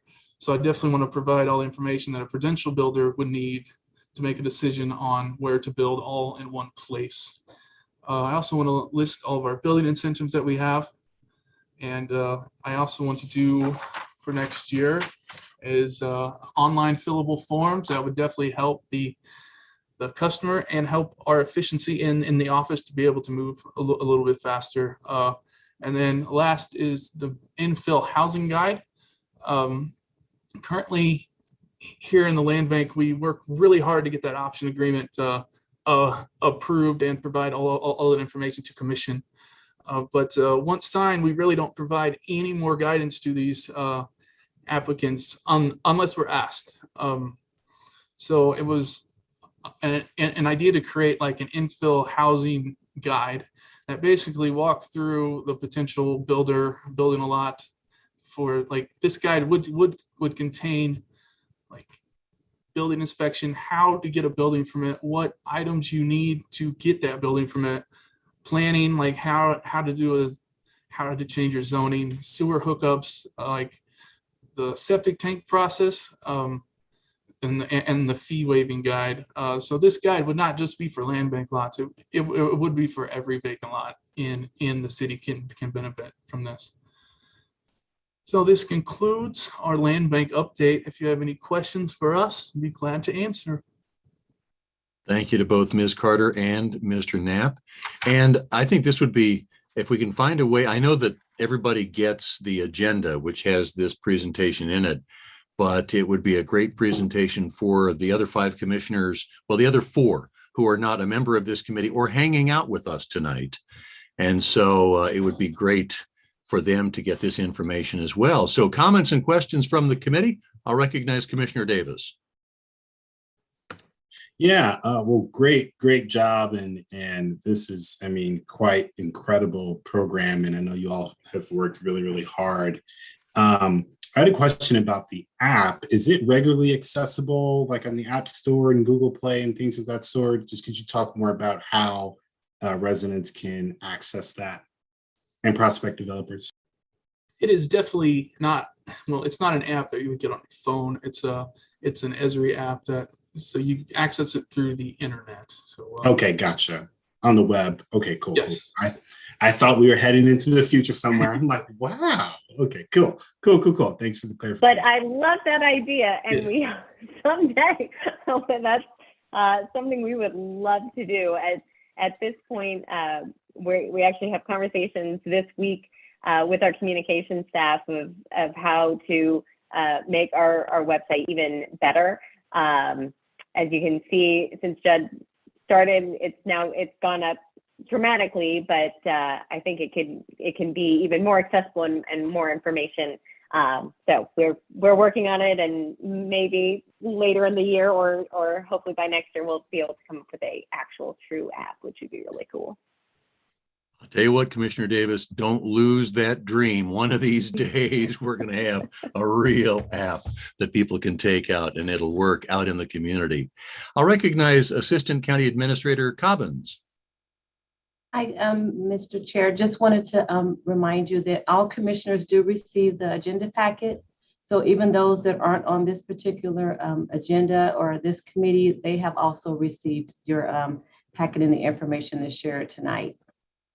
Fantastic. We'll just encourage them all to go peruse these great slides that have been presented. Commissioner Townsend. Thank you, Mr. Chair. Commissioner Townsend, District 1.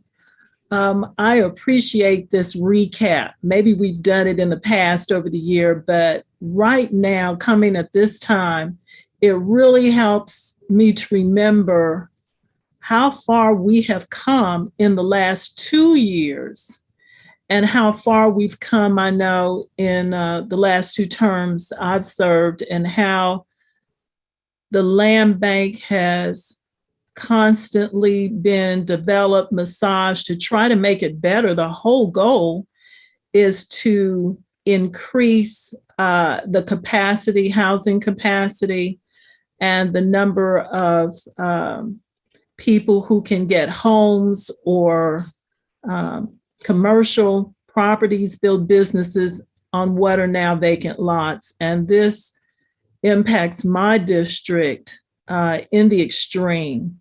The rehab housing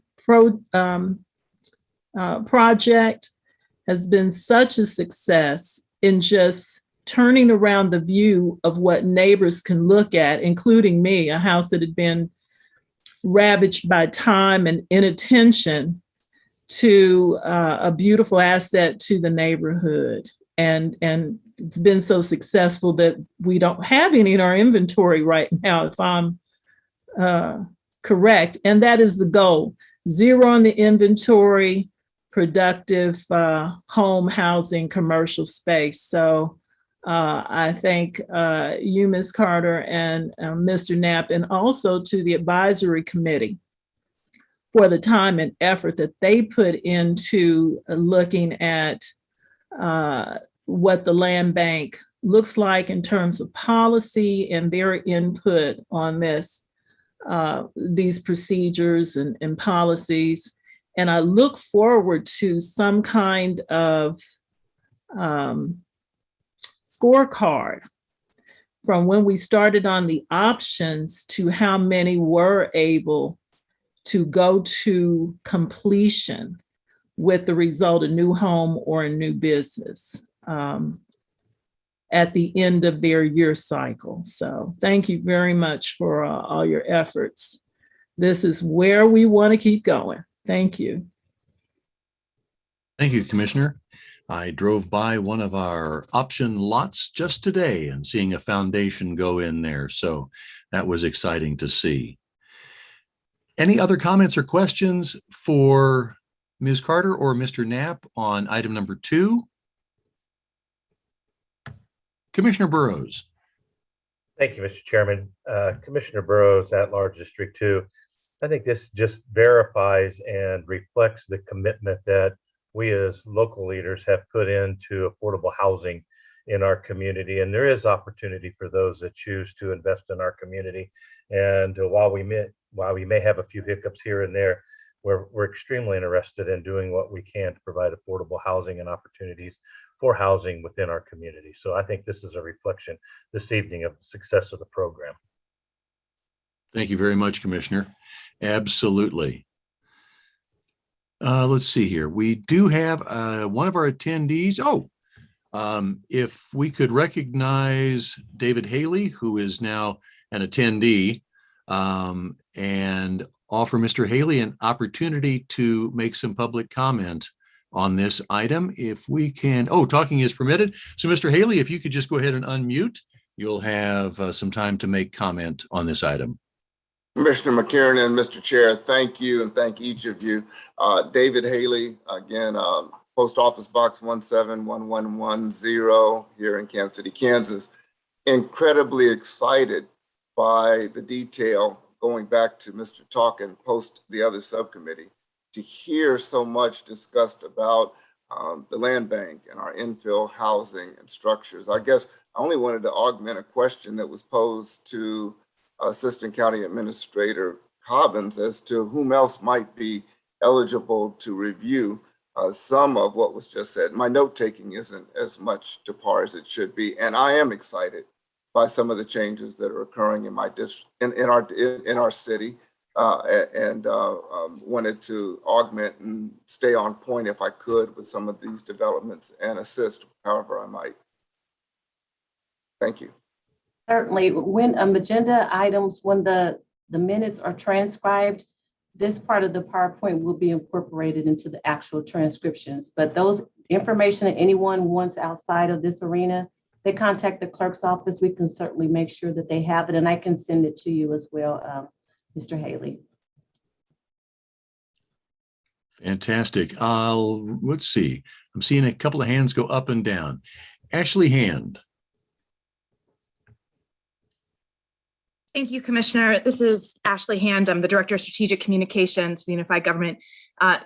Senator Haley, I just want to let you know that we will also be posting a news article with this update, which will include a link to this presentation, not only the recording, but we are very excited by the updates that are coming out of these meetings and are doing more in our e-news and website to make sure that key outcomes of these conversations are available online in various forms. So look forward to seeing that as soon as tomorrow morning. Thank you. Grateful. Thank you again. Thank you, Ms. Hand, Mr. Chair. Absolutely. Yes, absolutely. Thank you, Ms. Hand, for that update. I don't see any other hands up. And so we will thank Ms. Now I do see a hand up. Let's see. From the attendees, if we could help Ms. Elnora Jefferson. We do have you authorized, Ms. Jefferson. If you could go ahead and unmute, you'll have time to make your 3 minutes of comments to the committee. I still show you as muted. Okay, can you hear me now? Now we can, thank you. Okay, great. Happy New Year, everyone. I want to thank the opportunity to be able just to listen to the presentation. It certainly was greatly presented. I had some points that I wanted to bring. There are 4 of these points. I hope I can get them all in the 3 minutes. The question that I have had ever since being a member of the Land Bank Advisory Board, which I am no longer a member, but I still hold an interest for the land bank, is considering at the very beginning, we've been talking about, and all through 2021, especially redlining, urban renewal, and then other development projects that perhaps were not as successful in Wyandotte County. I want to know or have it considered what types of things our local government is doing in order to help correct these injustices and using the land itself, which we all know is a great asset. And a great asset for the Northeast, in fact, is one of the most prevalent assets we have. So what are we looking at progressively to be able to use and leverage this land in order to correct those generational injustices? The second point that I have is that since this land bank policy has been in effect since 2019, we have been talking about, but we have not yet held a robust review of the policy and the procedures. And why is that important? It's important because we have been on a learn as you go type of process, not only for the developers or builders, but for the advisory board, for the neighborhood leaders and community. The knowledge transfer is not as robust and as good as what it can be, especially for neighborhood presidents. There are things that we still don't know, and leases, how are they handled? The second point, it would be for the rehabbers. It's a great program. It's a program that I might say that precedes Manager Knapp as well as Director Catherine. You have 1 minute remaining. Thank you. It was a program that was first put out by the NEDC in the Northeast. It was never picked up by the unified government. And so as a result of all the good things that came from the rehabbers, we have not seen anything that has actually told us how many minority contractors were involved, how many women, what kind of capacity was built or used on the rehab. And I'd like to see that statistic. 3, the inconsistencies in some of the processes and procedures are still ongoing. Let's see. And then finally, I'll end and say, we talked about a lot about brick and mortar, about increased tax base, but nothing was presented about human development.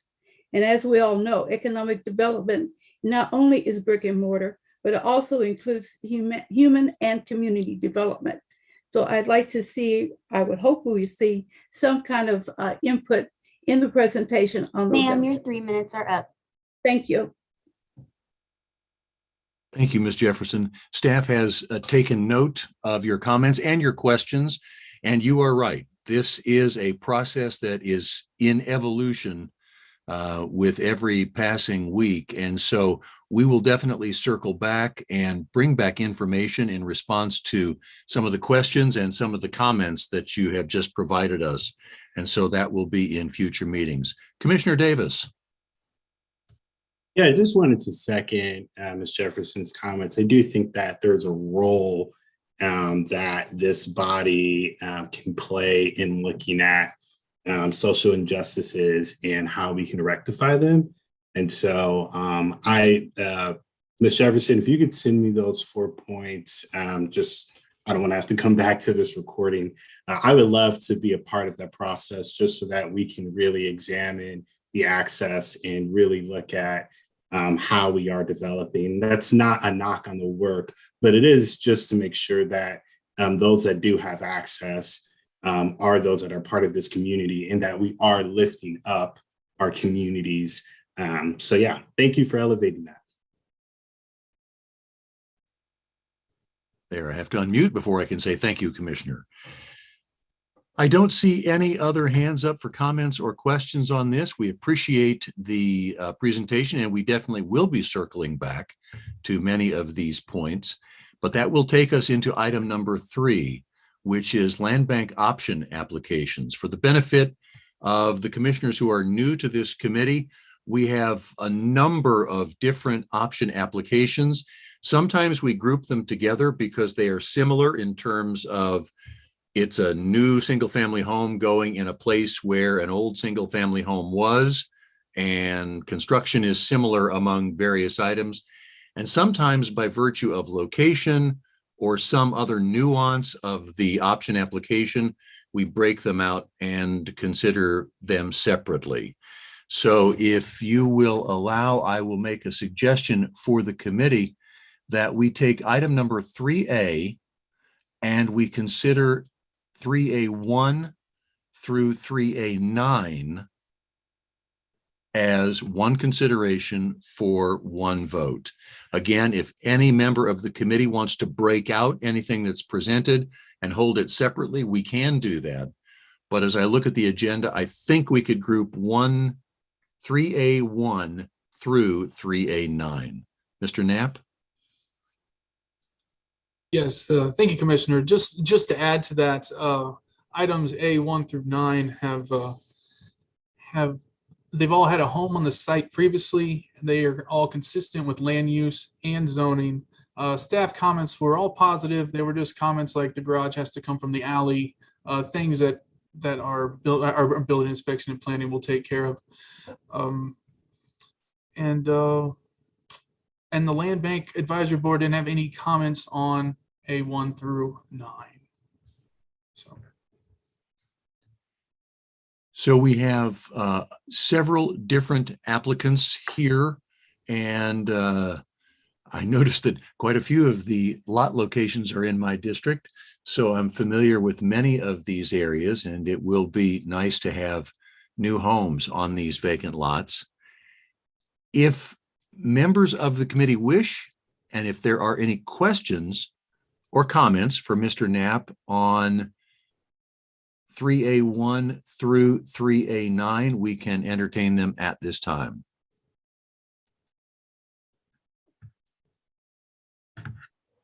Commissioner Townsend.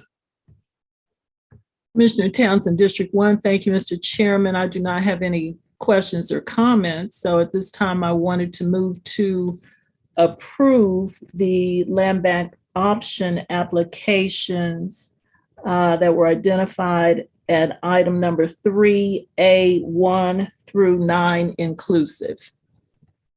Commissioner Burroughs, at-large District 2, second. Thank you, commissioners. We have a motion and a second. Before we call for a vote on that, I'll just ask if anyone who is, well, I'll ask clerk, first of all, if we received any communication regarding any of these applications. No comments were received. Thank you. And then I'd ask if anyone who is attending tonight would like to make public comment on any of these applications. I don't see any hands in the attendees list. And so what I'll do is ask the clerk to call the roll. Roll call. Stites, Yes. Davis, Aye. Townsend, Aye. Burroughs, Aye. McKiernan. Aye. Thank you so much. That takes us to item 3A10. And because of its location, I'll ask Mr. Knapp to present it, and then we will consider this application. Thank you, Commissioner. So this is for 3429 through 3425 North 31st Street. The applicant currently owns 3428. They want to build a single family home. A little summary about this one, that Miss Justice family owned land in this neighborhood, and the location is sent as it represents her family history. Miss Justice cannot trace her family geographic history further back than this property. Miss Justice has shown her commitment to the neighborhood by purchasing another lot, entering into a lease lot agreement for 12 lots, including these 3 spending time and money to remove a substantial amount of debris on all the lots. So the staff comments was that the staff is not recommending for approval due to its proximity to the Quintero town site, and staff is recommending extending the Quintero town site hold to include this property. The location will also have sewer connection issues, and assessing the property will be difficult due to the road being closed. They would have to rebuild the road or buy the property closer to Sloan Avenue to build a driveway. I do have to say the Land Bank Advisory Board's comments definitely mirror the staff comments. So the star locates where the property is. This is from the Northeast Area Master Plan land use map and the lower medium density residential. This is an image from 31st and Sloan, a Google image of the road that goes back to that property. Here is a map of the Quintero town site and all the districts that are included. Here's the historical environs. I do have to say this map changes because these environs are 500 feet and not, I believe it changed to 200 feet. And 200 feet basically clips the side of that top one right there. So the historical environment touches one of those lots. This was held from the last standing committee meeting to have a meeting with the in-district commissioner, and I believe that meeting did happen. So that concludes my item. Thank you so much. We have seen this before, and we did hold it over. And I believe Commissioner Townsend was going to try to meet with the applicant to discuss this application. And I wonder if Commissioner Townsend has anything to share at this time. Thank you, Mr. Chairman. Commissioner Townsend, District 1. I did have the opportunity probably 3 weeks ago to have a rather lengthy discussion with the counsel who was representing the applicant, and again explained about my concerns with this application because, again, of its proximity to the Quintero town site. We hope that this year there may be a meeting, or there will be meetings convened to look at exercising the intent of the memorandum of understanding that was entered into, now if this is 22, maybe 20 already, between the unified government and also the AME Church, who is a landholder within those geographic environments that were earlier displayed. And to be fair to other applicants over the years who have made applications for land bank property in the same geographic areas, we have declined them, or at least told them, feel free to come back later.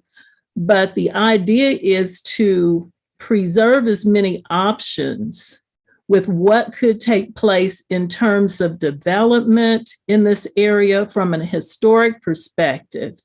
The most northern point of that triangle, the kind of light colored violet triangle, is the overlook, to give some perspective to people who may be watching. And so the issue that the group who will meet under the MOU will take into account is what could be done with this entire area, and to seek funds to try to make whatever the community would like to see and professionals would like to see in that area.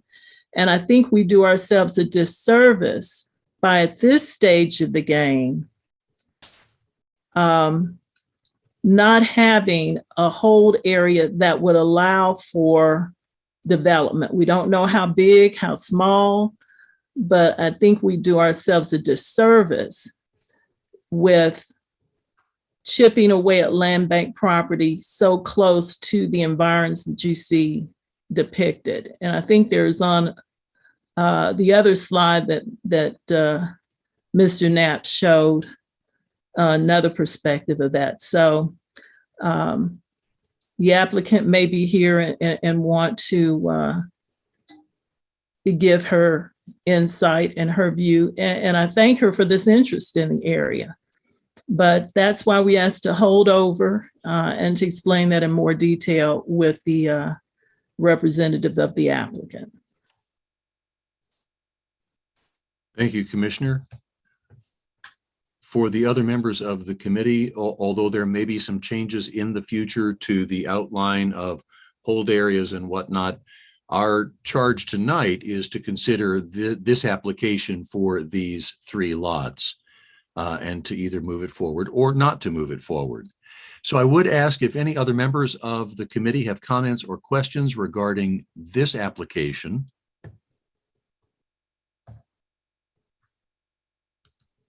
And I do believe I saw counsel for the applicant in the attendees list. There she is. Ms. Cancel, I do believe we have you promoted such that you can address the committee. So if you'd like to offer comments on this application.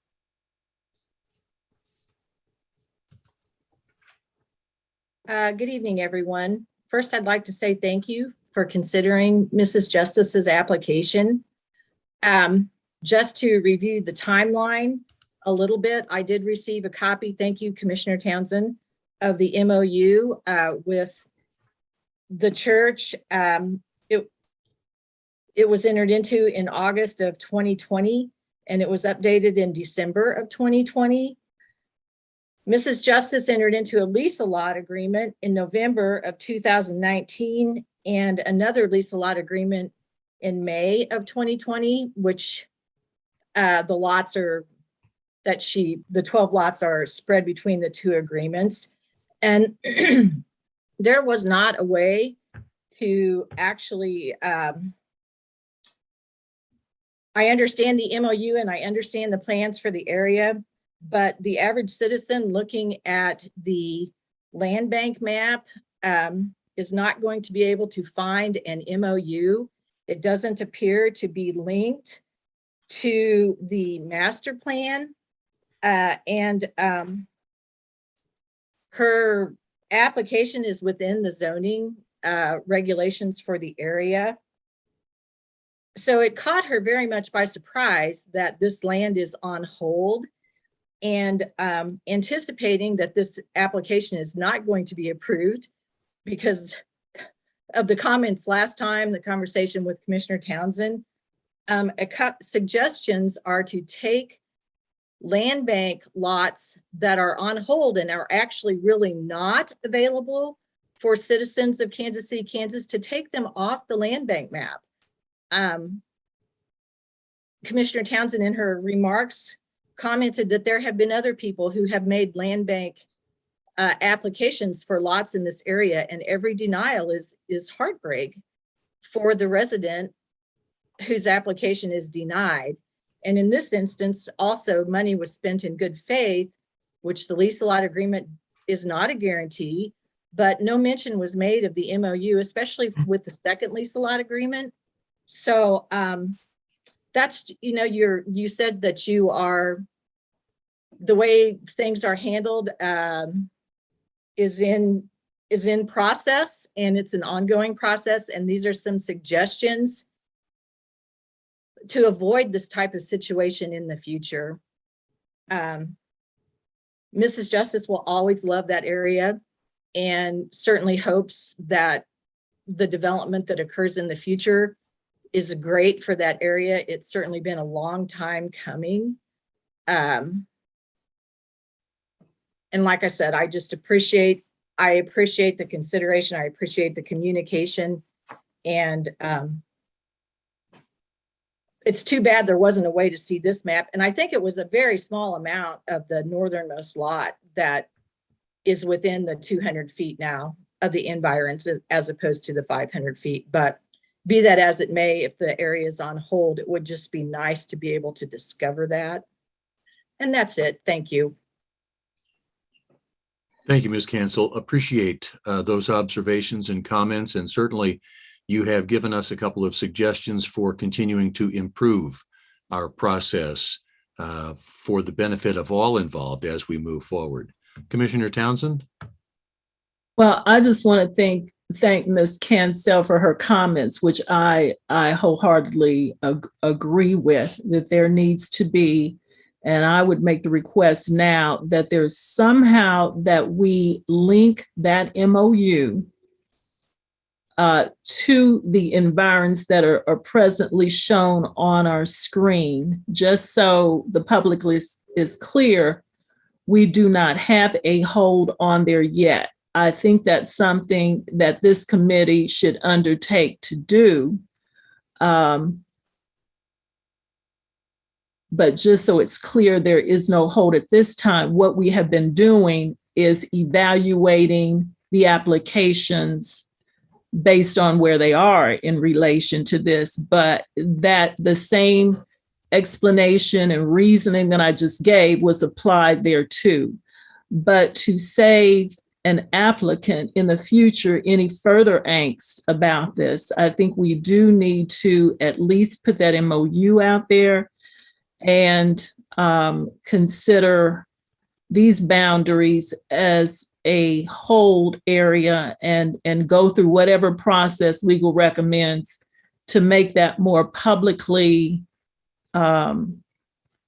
stated, so that people are not frustrated. But there is no hold currently. We have been evaluating each of these like cases similarly though.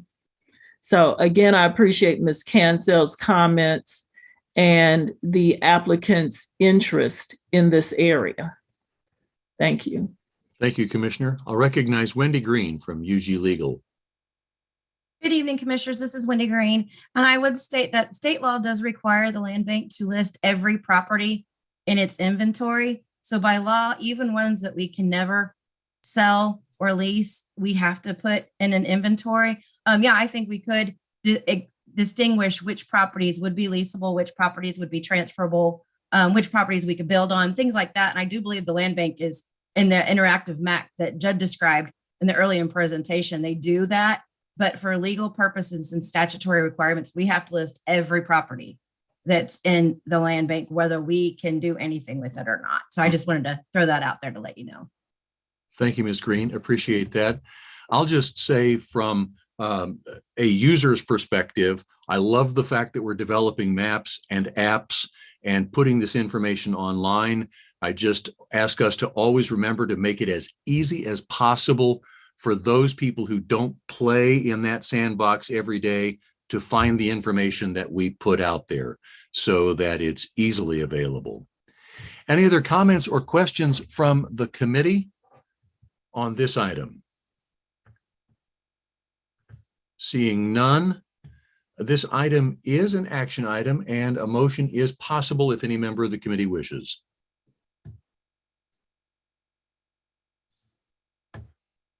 I don't hear a motion from the committee. Just to clarify, I'll ask one more time if there's a motion on this item.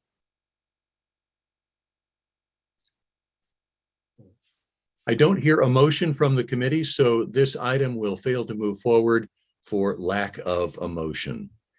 Now, for the new members of the committee, we're probably going to break down the remaining items in item number 3 and consider them one by one because they are dissimilar enough that it's hard to overlap them. So Mr. Knapp, item 3B, please. Okay. So this, first I gotta say that this application was held by the Planning Commission, and maybe we hold this item until it is resolved in the Planning Commission, but I can give you a little summary of it. This is for a senior living projects, and they needed 2 access points. One is here on Gibbs, and they didn't have another place, but this is a land bank lot that the fire station owned. So they want to make an access point that goes right over here to Matney. So since when this project first started, the fire department was okay with taking that land and making a driveway to add a second access point, but then plans have changed as we get closer to is commissioning that fire station for the new fire station that's going to be built. And the plan would be to turn that old fire station into a community space. So that's kind of the summary of what's going on. If you have any questions. I guess, Mr. Knapp, my question would be, given the uncertain future of this lot and the timeline for this, is it more advisable to put this application on hold until there's more clarity? It definitely could be, but like with any other option agreement, we definitely would not transfer the property until we have a building permit. So. I appreciate that, but we do have someone, the applicant, who's going to expend some potentially money and certainly some time in trying to do due diligence before constructing this project. And I'd hate for the applicant to do all of that only to have things change. Does any other member of the committee have comments or question for Mr. Knapp? Commissioner Burroughs. Thank you, Mr. Chairman. Commissioner Burroughs, Large District 2. Judd, isn't this the old Tower Lanes bowling property? Yes, Commissioner. Okay. And if I remember correctly, there were apartments initially proposed for this property, along with a lagoon or a retention pond, I guess I should say, which would have found itself right along the backside of where the fire station is, I believe. Yeah, that's correct. This is Catherine, Director of Economic Development.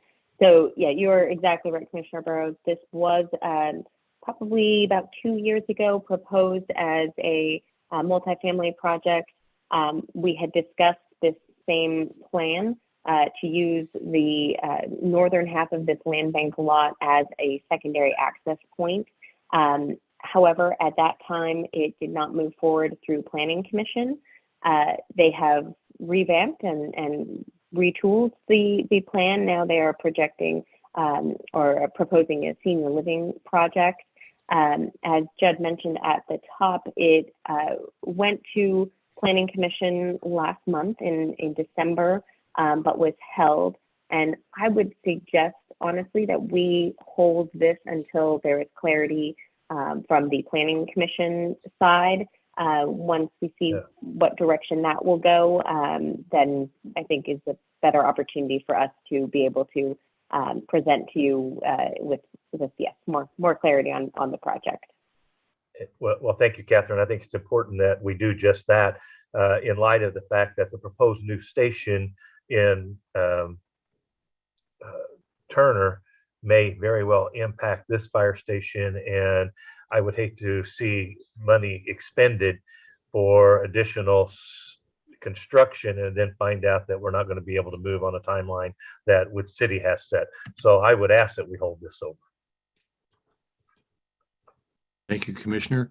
Any other comments or questions for Mr. Knapp or Ms. Carter on this item? And I guess my question would be, do we want to take action to hold this or simply not advance it?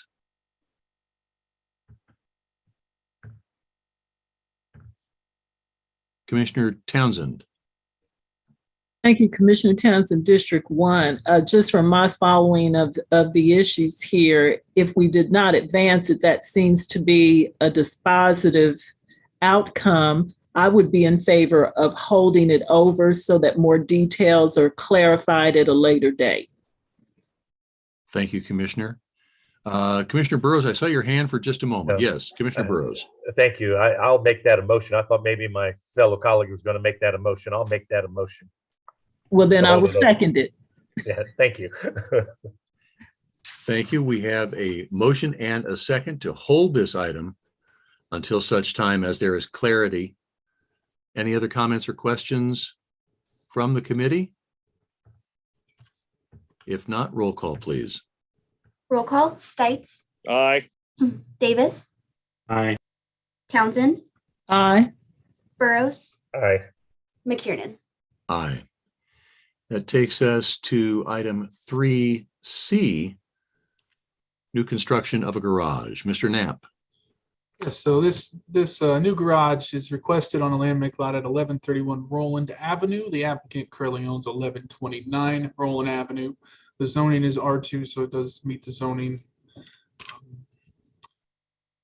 Staff's comments are not recommending for approval. The accessory structure must match the building materials of the home, and this is a big lot that can have a home built on the lot.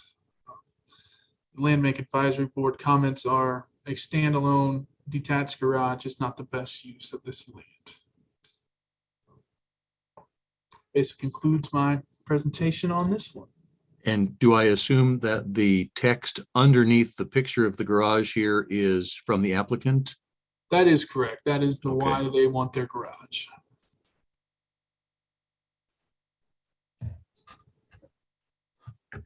Okay, any comments or questions for Mr. Knapp on this application? Commissioner Davis.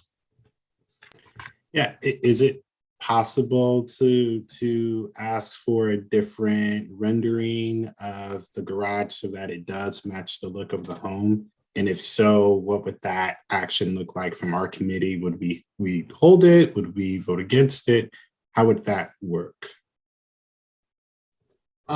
Commissioner, the first rendering that staff commented on was a still building. I did reach out to the applicant for another picture of the home. This is what they provided me. Before they would get the building permit, it would have to be reviewed to make sure the building materials match the home. So building inspection would handle that for us. So it sounds as if we could make this a stipulation of getting the permit for construction. Okay, gotcha. Yeah, for Commissioner Davis, we have all wondered sometimes whether or not the photos that are on these slides are just from some stock photo library somewhere, or if they really represent what's going to get built. And most of the time they do represent what's going to get built. Commissioner Townsend. Thank you, Mr. Chair. Commissioner Townsend, District 1. Mr. Knapp, is the applicant the homeowner of the residence that's to the east or to the west of this property? It would be to the east at 1129 Roland Avenue. Okay. I agree with the comments that have been made thus far. If that rendering is what is to be built, it would not blend in with that neighborhood.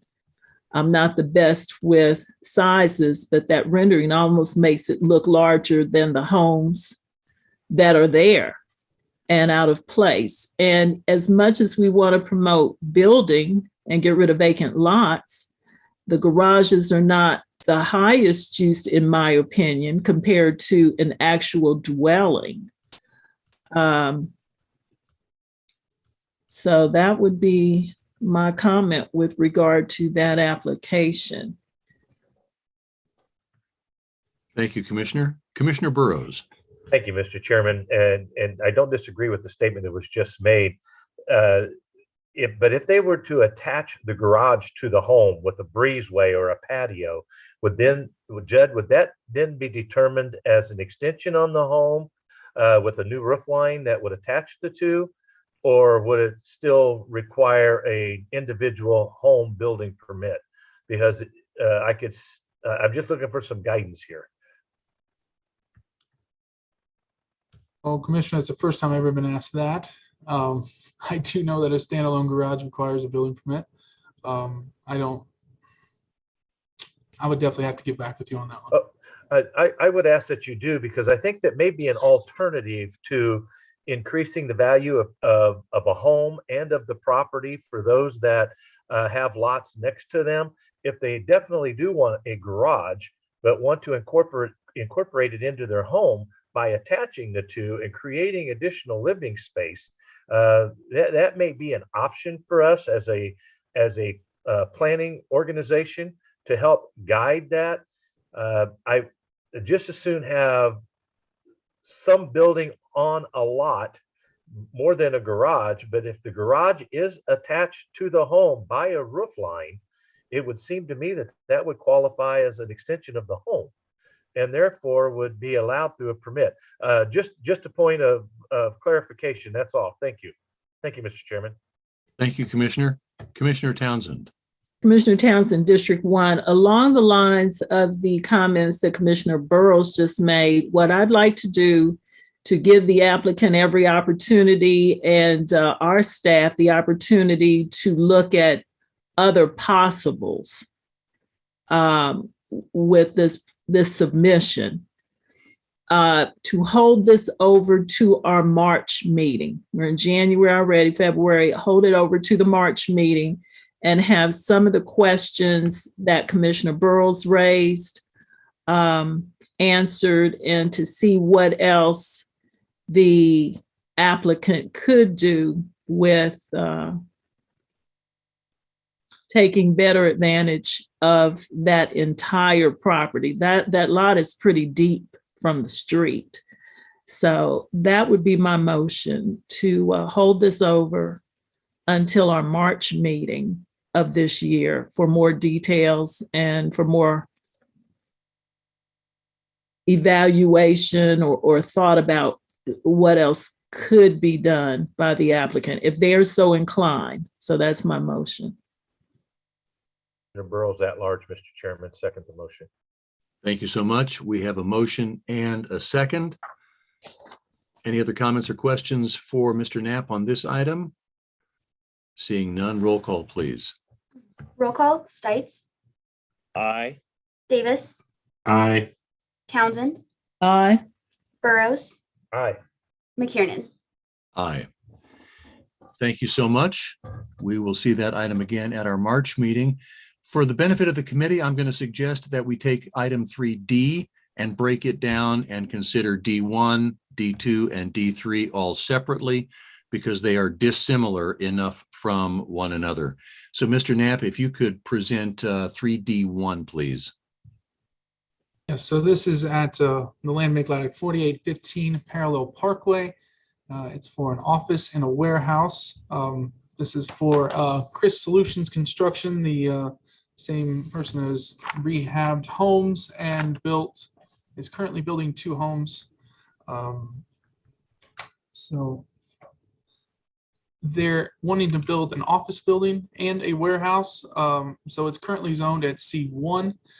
They would have to change the zoning to C3 to allow for a contractor's building with an office and like a warehouse setting. Staff and the Land Bank Advisory Board didn't have any comments on this project. So that basically, that concludes my presentation, Commissioner. Thank you, Mr. Knapp.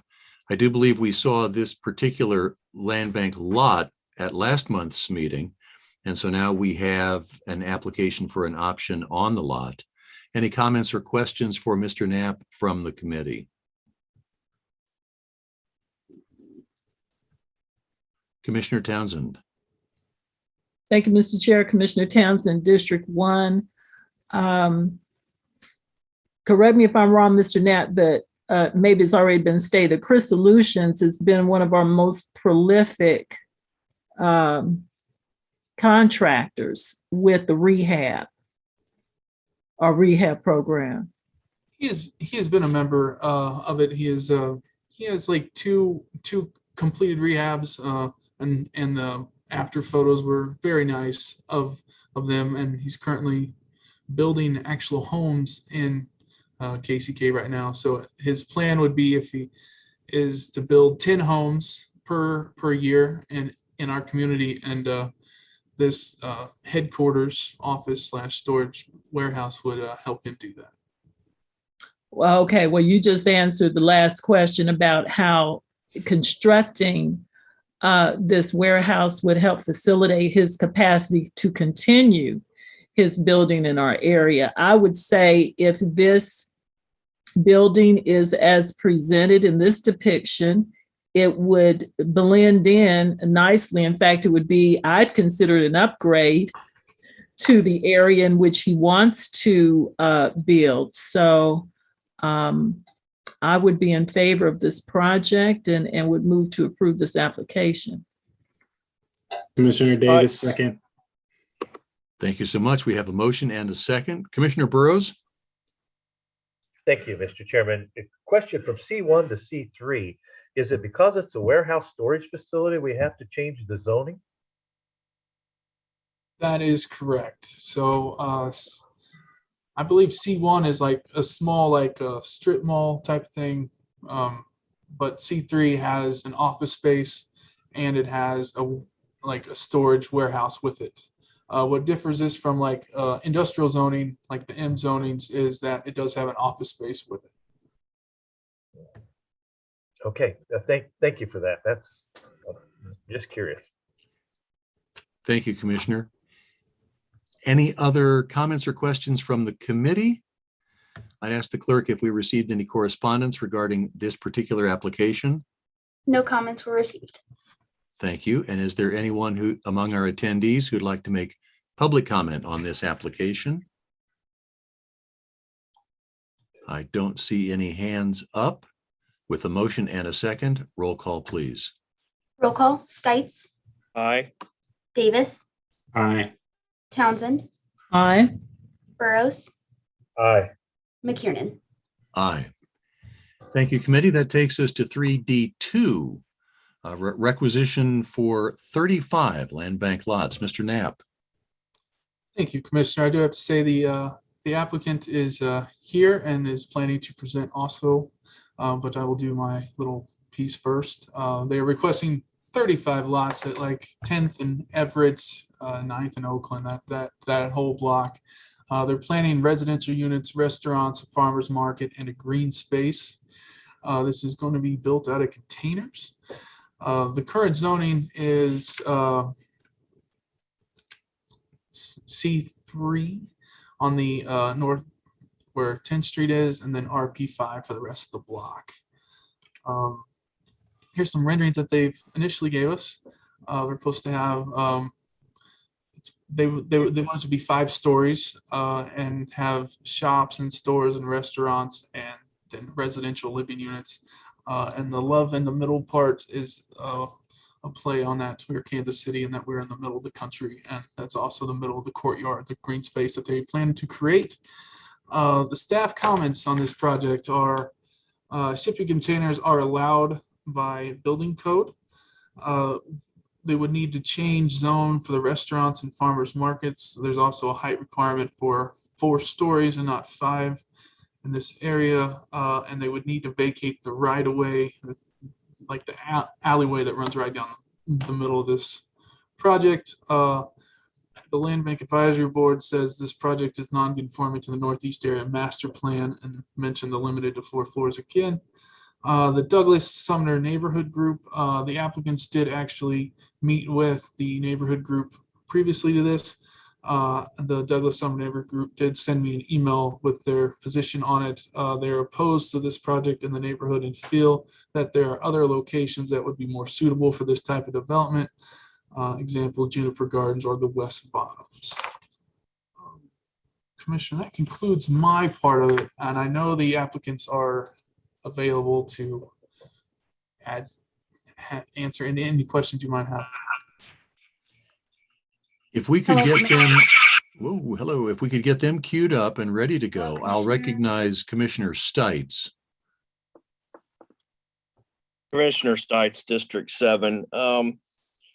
Man, I was excited to see this at first, and then when I heard shipping containers, I went, oh, immediately. Now, so have they done anything like this anywhere else? Do they have photos of what this may look like? It's just hard for me to, I'm thinking of a shipping containers just stacked up on each other and what that looks like out on a barge at sea. And I'm just trying to visualize what this looks like. Do we have any other any kind of pictures or anything that we can look at? Commissioner, the applicants are supposed to be bringing some renderings with them. So. Hello, Commissioners. Hi, Judd and Catherine. This is Omni McClooney, and I have Bilal Wajid. We are actually a part of this agreement here, this option agreement that you guys are discussing. We actually do have renderings that we are prepared to show you. And so whenever we're able to do that, I would ask if Judd could give Bilal Wajid permission for his computer so that we can show that. I have stopped sharing, so you should be able to do it.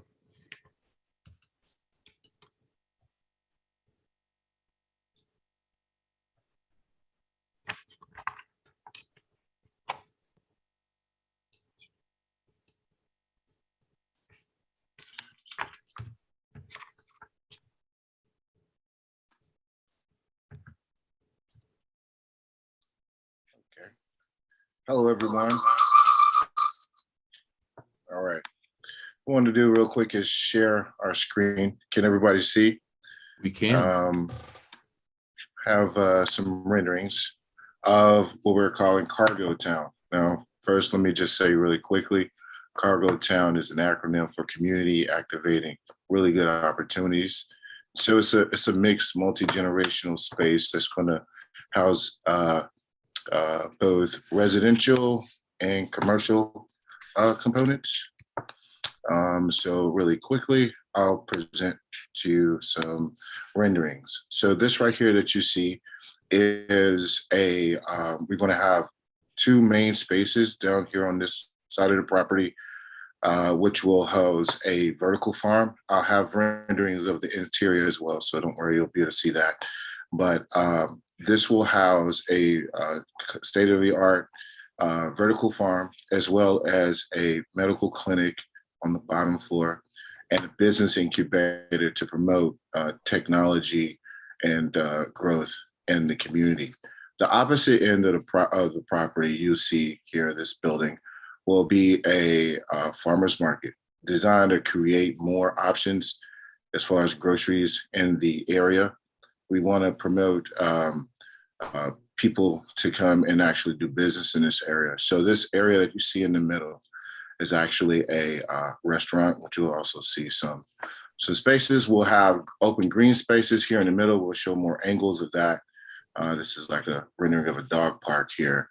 And let's keep going. This is another angle of it. This is an interior, give an idea of what it will look like in the vertical farm space and on the inside. These vertical farms basically can occupy 10% of the same land space and generate enough produce to feed up to 100 families weekly. So we want to partner and co-op with the local elementary schools in the area to allow this to be an educational tool as well.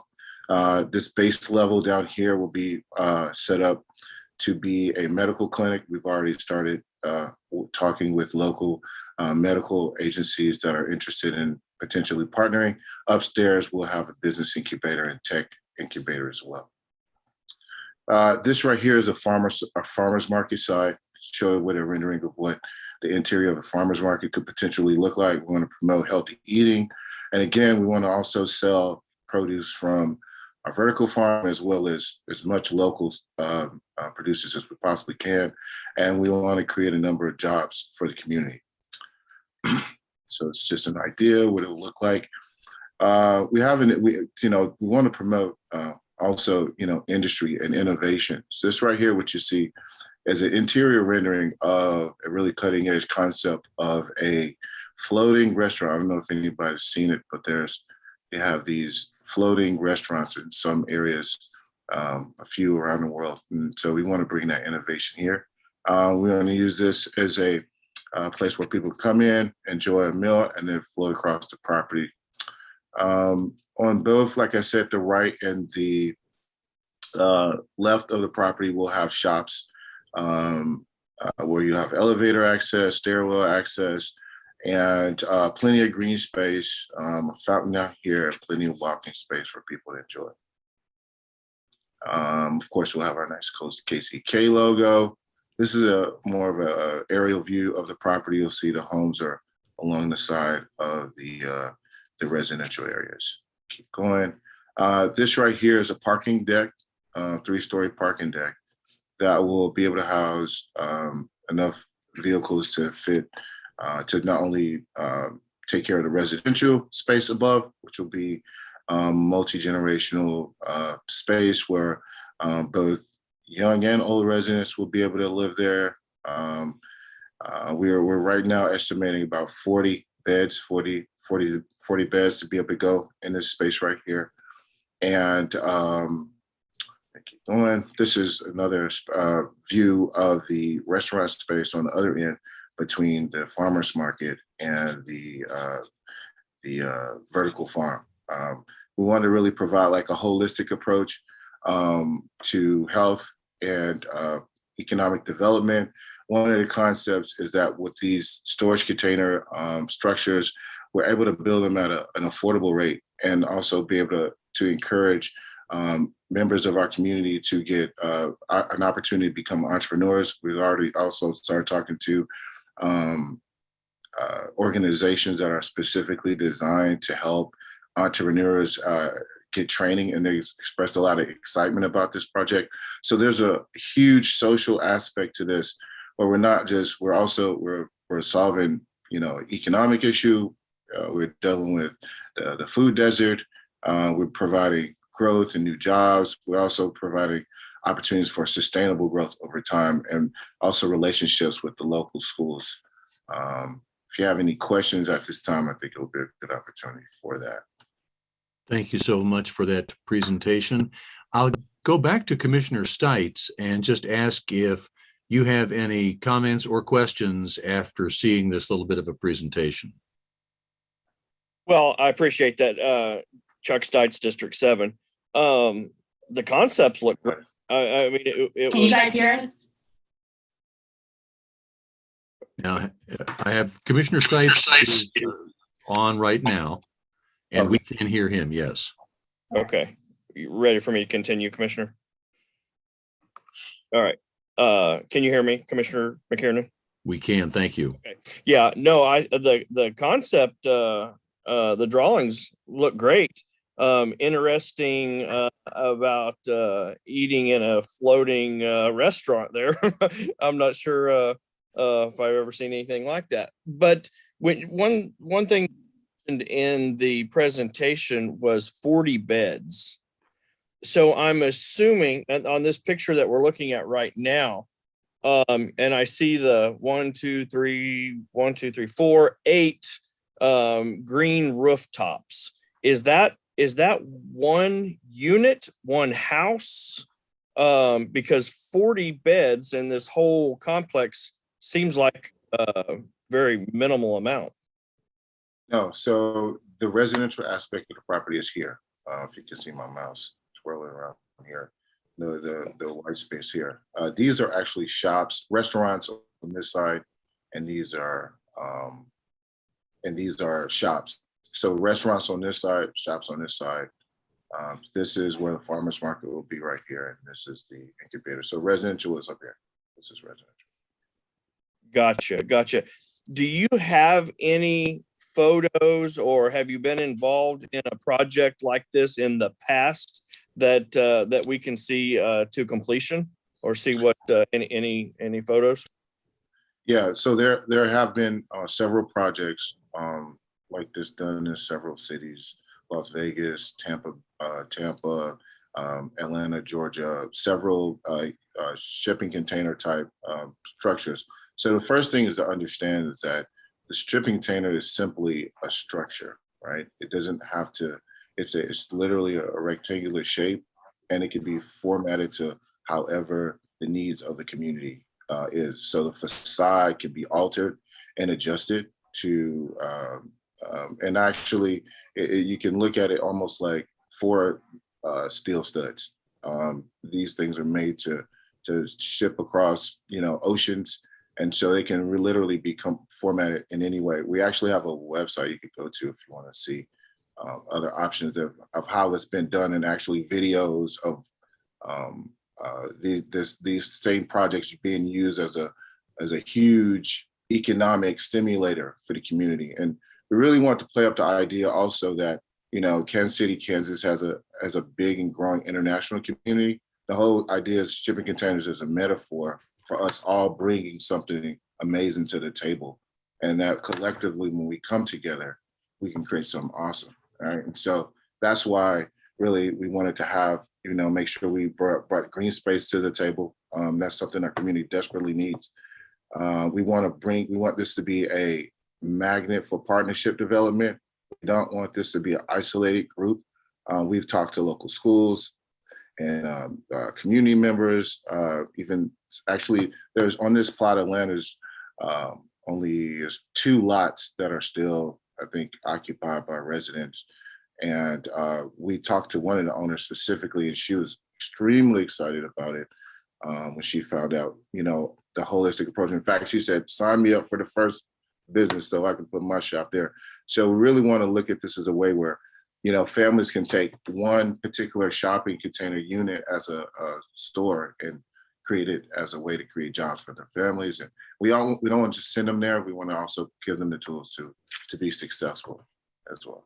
Well, I sure appreciate the presentation, and I like the things that you touched on, partnering with the schools, getting the community involved, the farmers market, bringing a grocery store aspect into that area.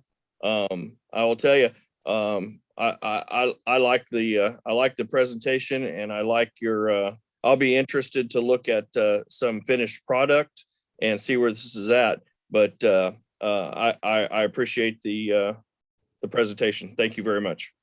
Thank you, Commissioner. I'll recognize Commissioner Davis. Yeah, let me first say, wow, I am enamored by this and fascinated. And I am excited, quite honestly, at this possibility. And so thank you all. This is the type of innovation that we really need here in KCK. And it's just exciting that, we are beginning to see more and more, not only from staff, but also from outside developers. I did have a question about these kind of, I don't know if these are tiny homes kind of in the background there. What are those? So these right here? Yes. So these are actually reflective of more of the traditional homes that are in the area. So that's pretty much it. The property basically is everything you see on this sidewalk, interior and the other side. This is just an idea of what the purpose was just to show the complex with the homes that are already in place and kind of show you what it looks like. Okay, well, wow. Yeah, this is incredible. Yeah, thank you. Thank you, Commissioner.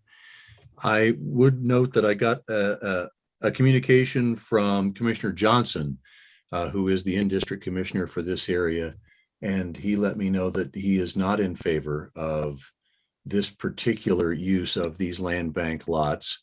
And Mr. Knapp, could you confirm it was the Douglas Sumner Neighborhood Group, and who else commented in terms of this proposal relative to the Northeast Master Plan? It would be it was a comment from our Land Bank Advisory Board meeting. Okay. And yes, it was the Douglas Sumner Neighborhood Group that emailed me, and I just basically read their email to you. Very good. Thank you. I'd ask if any other member of the committee has comments or questions for the applicant. I don't see any. I would ask the clerk if we received any public comment on this application. No comments were received. Thank you so much. I do see Mr. Greg Kindle of Wyandotte Economic Development Council has his hand up in the attendees list. Mr. Kindle, if you'd like to offer public comment on this item, you are ready to go. Thank you, Commissioner. Thank you, Standing Committee, for just giving me a couple minutes. This is Greg Kindle, President of the Wyandotte Economic Development Council. I think from the presentation, you can tell how quickly, as Commissioner Davis said, you can become enamored with Omni and Bilal.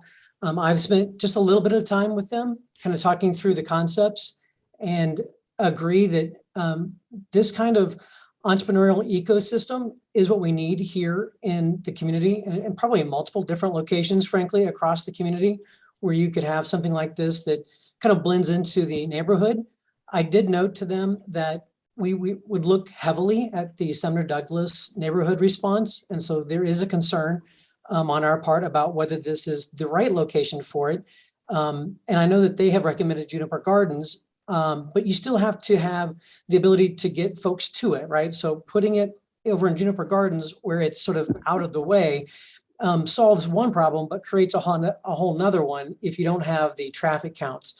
And so, one of the conversations that I think needs to happen if you all decide to table this or not move forward is that we really do want to make sure that Omni and Bilal understand that we would like for this project to move forward somewhere. And we would like to do some collaborative programming with them in the spirit that they have presented, because I think it really is a unique opportunity for us to work together. And whether this is Indian Springs or some other location that has a lot of traffic and a lot of visibility, that could become a real linchpin for doing it in other locations as sort of a hub and spoke.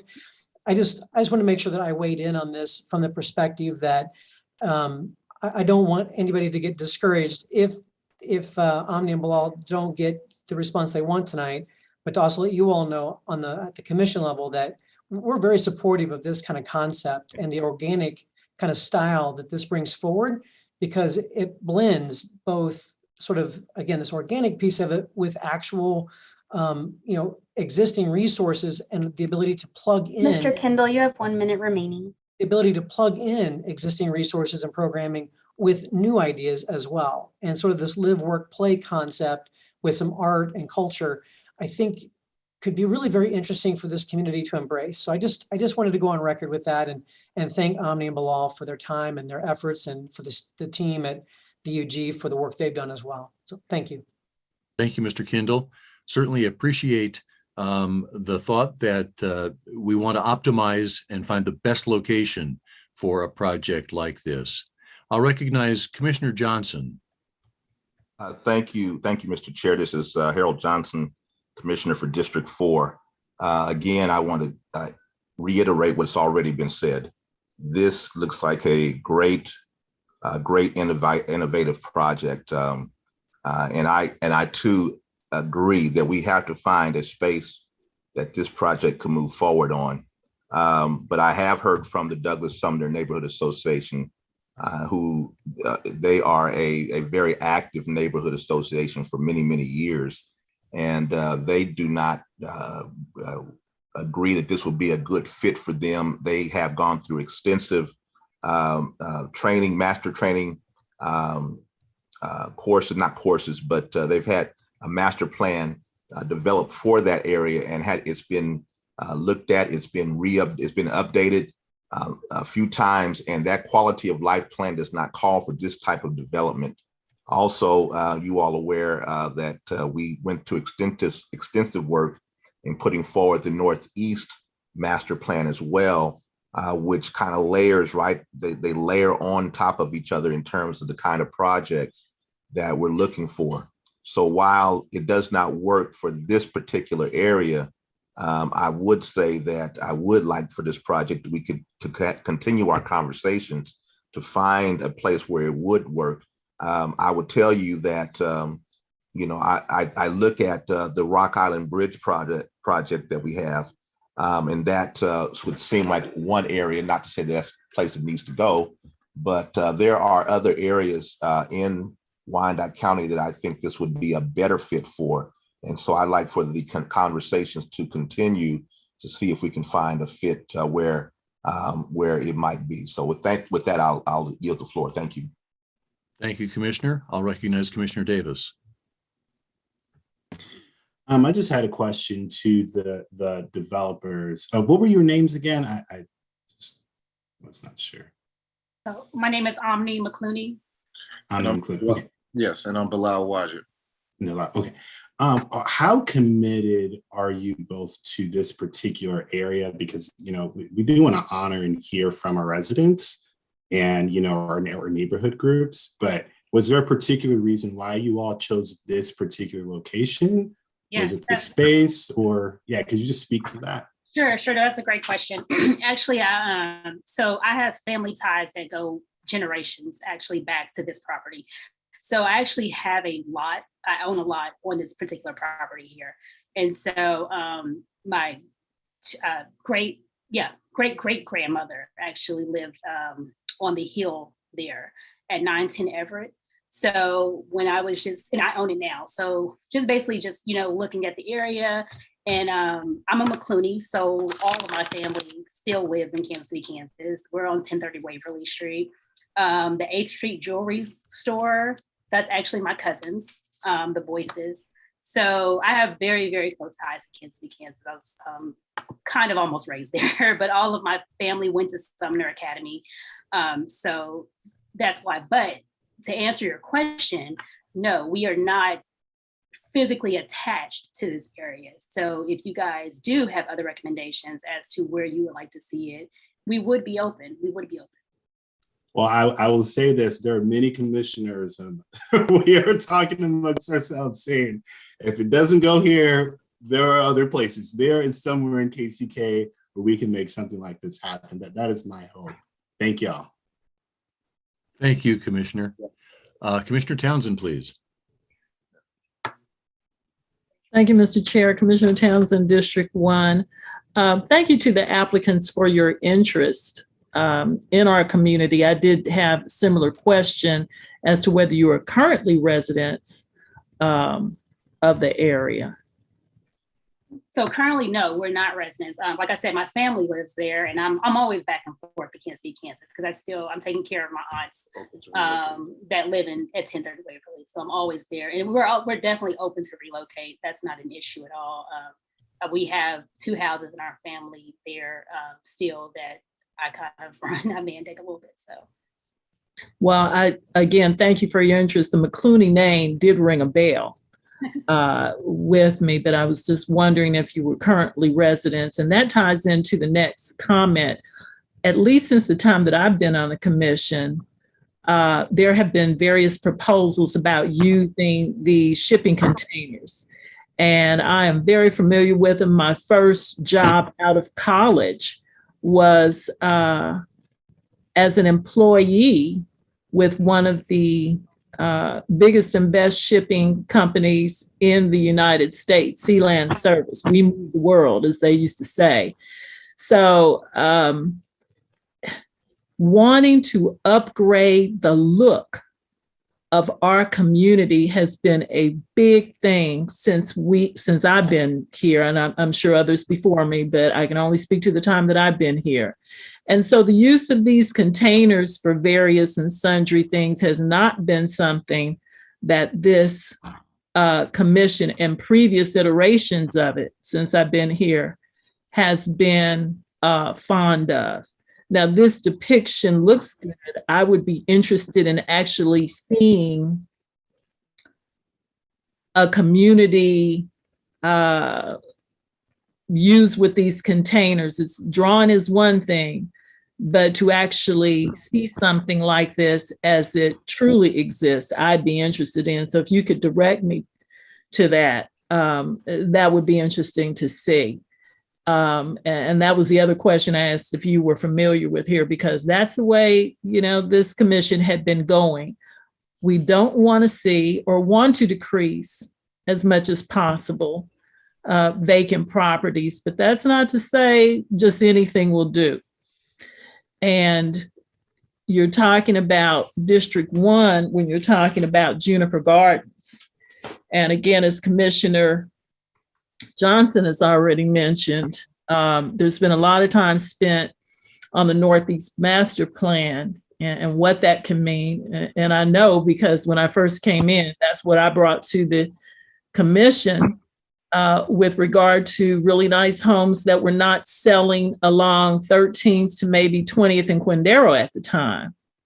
So to me, it's about upgrading the look of housing in the community and not just anything. I like the idea of the varied and sundry issues that you're trying to address by the concept.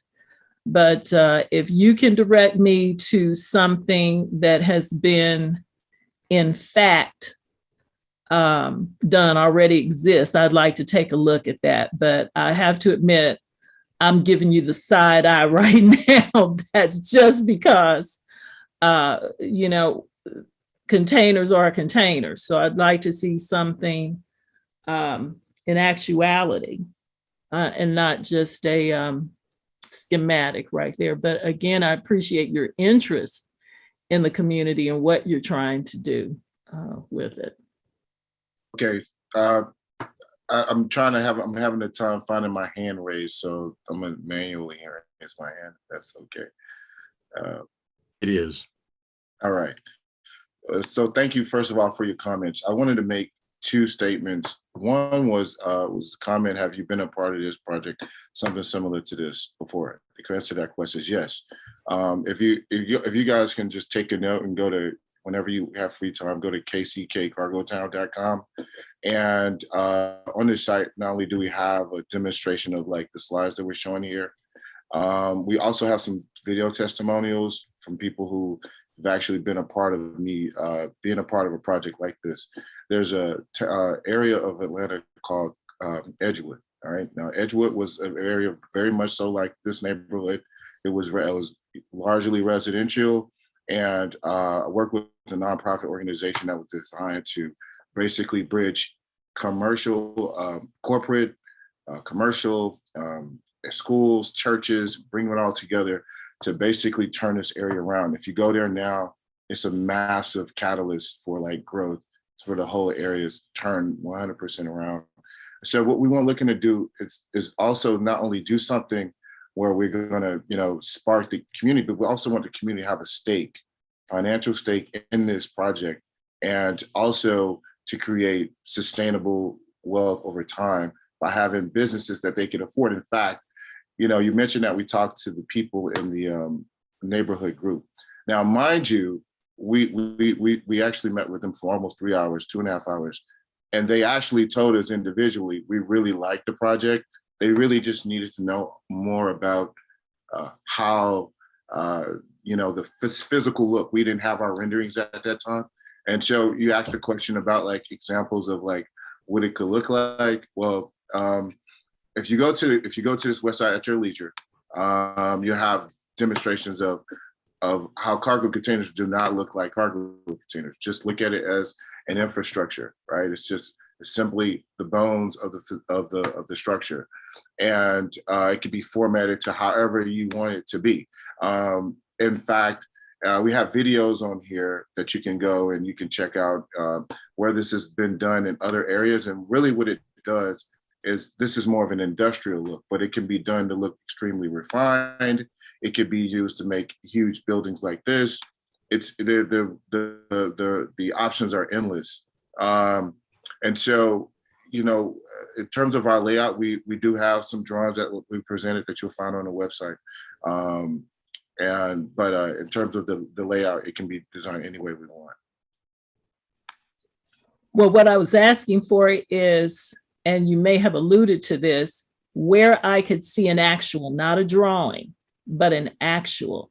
The other question I would have, in those places where there have been actuals housing, what have those, what's the price point?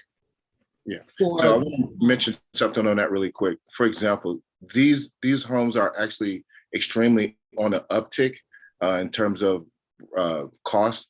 I can tell you one specific property is amongst many that, like, for example, in Texas, in Houston, Texas, it was a three-story cargo home that was on the market recently for around $400,000. So people are looking at this as a way to not only send a signal that they're eco-friendly and that they're finishing them inside with high-end finishes. So it's really a statement piece as well as it is holding the value of the neighborhood as well. So I mean, we can send more, have more copies or options that can show this online as well. But if you go to the website, everything is a lot of information is there. And which website is this? You can just go to kckcargotown.com, and it lays out more about the benefits of the project, and also has some video testimonials. You can, learn more about us, by going through this. You have video testimonials from CEOs and directors who know more about us. They can tell you more about the project and why it makes sense, and that they've seen this type of project work in the past.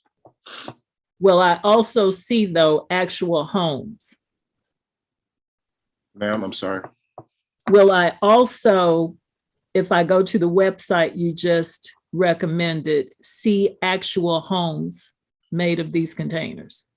You'll see the renderings that we presented, but we have examples that you can see of actual homes made from cargo containers. Just click on the page that says. Yeah, you'll see examples of buildings that have been made from the cargo containers, and different commercial shops that's been made from cargo containers that are actual shops, they're actual buildings. And then not homes.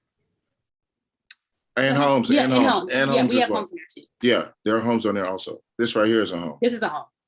This is an example of a home, right?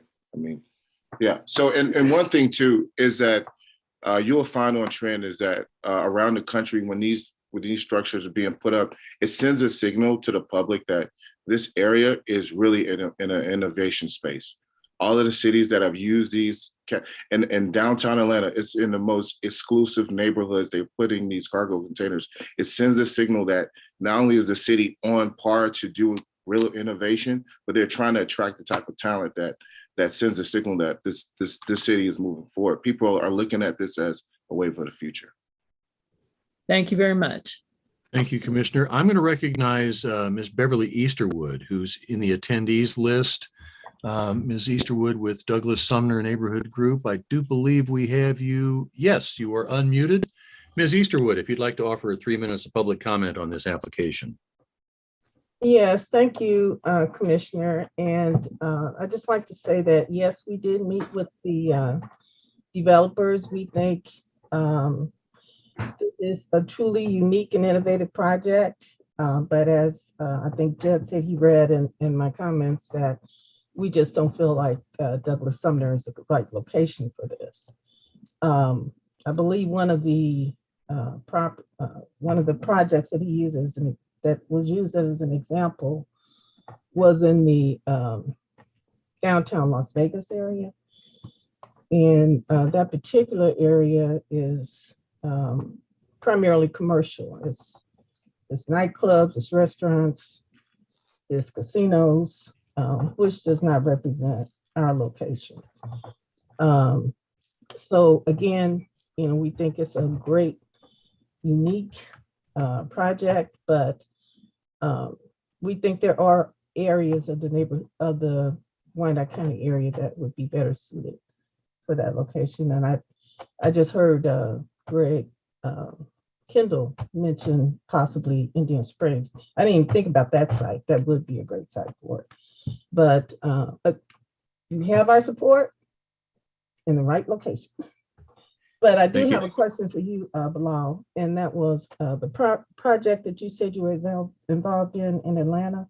Was that cargo homes also, or shipping container homes? Actually, believe it or not, some of the homes were built with cargo containers, but it was a little bit of mixture between modern architecture, a lot of traditional homes that we have currently in the area, the Sumner area, and a mixture of cargo. So it's a lot of the new renovated spaces are not just this one monolithic types of homes. The new innovated are a mixture of different types of home, cargo container homes, mixed with some modern architecture and traditional architecture as well. Yeah, but all those were included. Okay, those are my comments. Thank you. Thank you, Ms. Easterwood. I'll recognize Commissioner Stites. Commissioner Stites, District 7. My last question would be, what is the footprint of your proposed project? What is that? And you can give it to me easiest in probably acres, if that would be, but what would be a minimum amount that you would be looking for? And what's that size that your current proposed site? The current proposed site is between, I think, around 4.6 acres. But of course, honestly, if we had more, that would be better. But yeah, currently that's the footprint. Okay, thank you. Thank you, Commissioner. I recognize Commissioner Davis. Just wanted to say, because I know we've been on this for a while, if this location does not work out, because that's where my vote is leaning towards, that you all stay engaged with us. I know Greg Kendall was on earlier as well, because I do believe there is a place in KCK. The Indian Springs land is in my district, and I know there's a lot of questions that's going on there. There are other places, so please do stay engaged. And thank you all for bringing this to our attention. Thank you, Commissioner. So for the committee, we have the application that is in front of us this evening, and do want to know if we want to have any action from the committee on this application.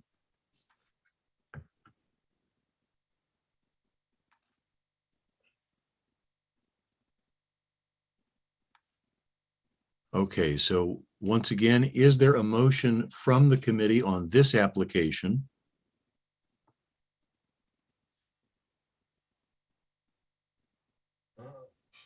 I don't hear a motion from the committee regarding moving this application forward.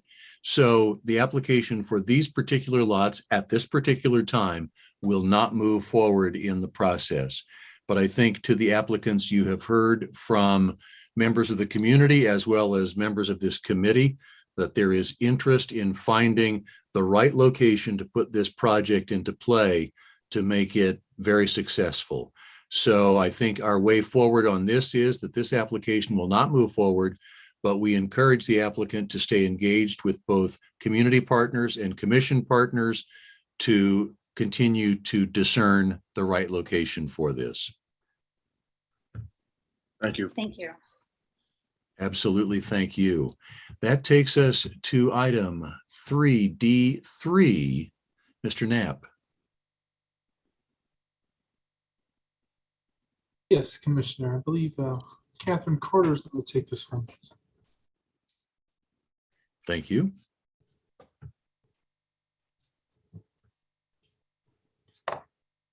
Sorry, having some technical difficulties. Yeah, so this is the KCK Community College site. I believe a number of you all are familiar with this project. It has been quite some time going through the Landmarks Commission, and so that process has concluded. So the next step would be to come to us and for these two properties. So one is the church there on the corner at 7th and State. The other is the old Firestone building. As you can see from this photo, the roof has substantially caved in and it has some big issues. Sorry for the cat in the background. But what we would propose is to grant an option for this property, recognizing that we would not transfer these properties until they have, we've used the same kind of parameters and yardstick that the Landmarks Commission suggested, which would be the 70% of their fundraising be accomplished for their project, which is the $70 million project. So that's a pretty substantial fundraise ask. So that was what the Landmarks Commission suggested, is that once they have reached that 70% threshold, then they would be permitted to demolish those buildings. So we would stick with that same threshold, provide them the option that would allow them to continue to fundraise, that would give them that site control, allow them to continue with their architecture, renderings, and planning. And then again, once they hit that 70%, we would then move forward with the deed transfer, and then they would move forward with the demolition. So happy to answer any questions. Any questions or comment from members of the committee for Ms. Carter? Commissioner Burroughs. Thank you, Mr. Chairman. Commissioner Burroughs, at-large District 2. Catherine, have do we know where they are presently in their fundraising? The last update I received is now a couple months old, so this may not be the absolute most recent, but last I knew they had about 30 million raised, or at least committed, and so they're under the 50% mark, but they had some pretty significant. They received a $10 million raise from the Sunderland Foundation and had a lot of grants out, but they certainly have a ways to go, but are moving forward. 30 million isn't nothing, so that's where they were most recently at. Sure. Well, in private equity dollars today, that's a significant amount of money, and I would say that in most cases, having this property options on this property allows them to send the message that it is a viable project, and allows the investors the opportunity to see that the land is there and they have options on that property, if I understand correctly. Yes, that's correct. Mr. Chairman, I have no other questions. If you need a motion, Mr. Chairman, I'll be more than happy to make the motion. If you would, please. Mr. Chairman, I'd move that we approve the, I lost my page here. I'm sorry, I was looking at something else. This would be item D3, I believe, 632 State Avenue and 1101 North 7th. Commissioner Townsend, District 1, second.